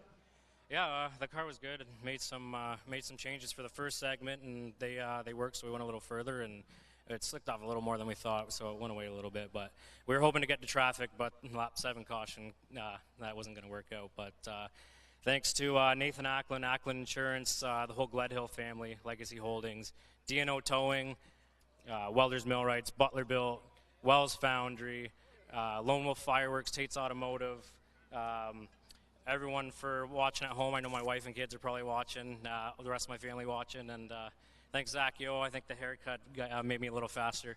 Right on. Jesse Costa will be second. We'll get over here and talk to our third-place driver, Nick Sheridan. Nick, a guest run here tonight, and let's talk about this. Coilovers on the back, a bit of a different experiment tonight. How'd that work out for you? I guess you guys saw that. I wasn't trying to publicize it too much. We've been talking about it all night. I know you have. Adam was down there snooping earlier. But you started talking about it in hot laps. I know. It's a learning curve for sure. We came here. I just put him on for the first time like an hour before the race started, and all these guys with Justin Fraser and Tate and Ryan, Ryan's a buddy. I thanked them so much for letting me drive their car tonight since Ryan couldn't make it. And we struggled in the heat race, but we changed a lot, and everyone just stacked up on that first lap, got in that wreck. I thought we were going to be done, but ran her with no front bumper and made her through the whole field. It's pretty awesome. Right on. Congrats, Nick. Thank you, guys. Nick Sheridan will be third. Jesse Costa second, your winner of the Noelle Teal Memorial for 2025. Jacob Dykstra, guys, that'll do it for Trackside. Take it home. Nothing gets by Adam Ross, that's for sure, as he snoops out the big story down in the pit area. Great night of racing. Want to thank the Steyrs family for hosting another great night of action here at the Big O. On behalf of the Steyrs family, all the staff and officials, and on behalf of Adam Ross and Clinton Jeffrey, I'm Greg Kelton saying so long. We'll see you next week here from Ohsweken.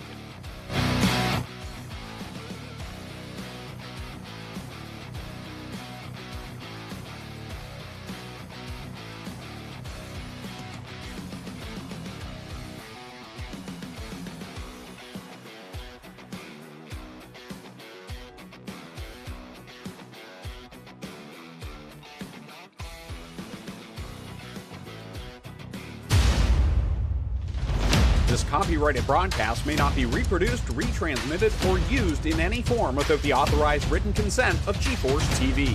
GeForce TV would like to thank you for your support and for watching today's broadcast.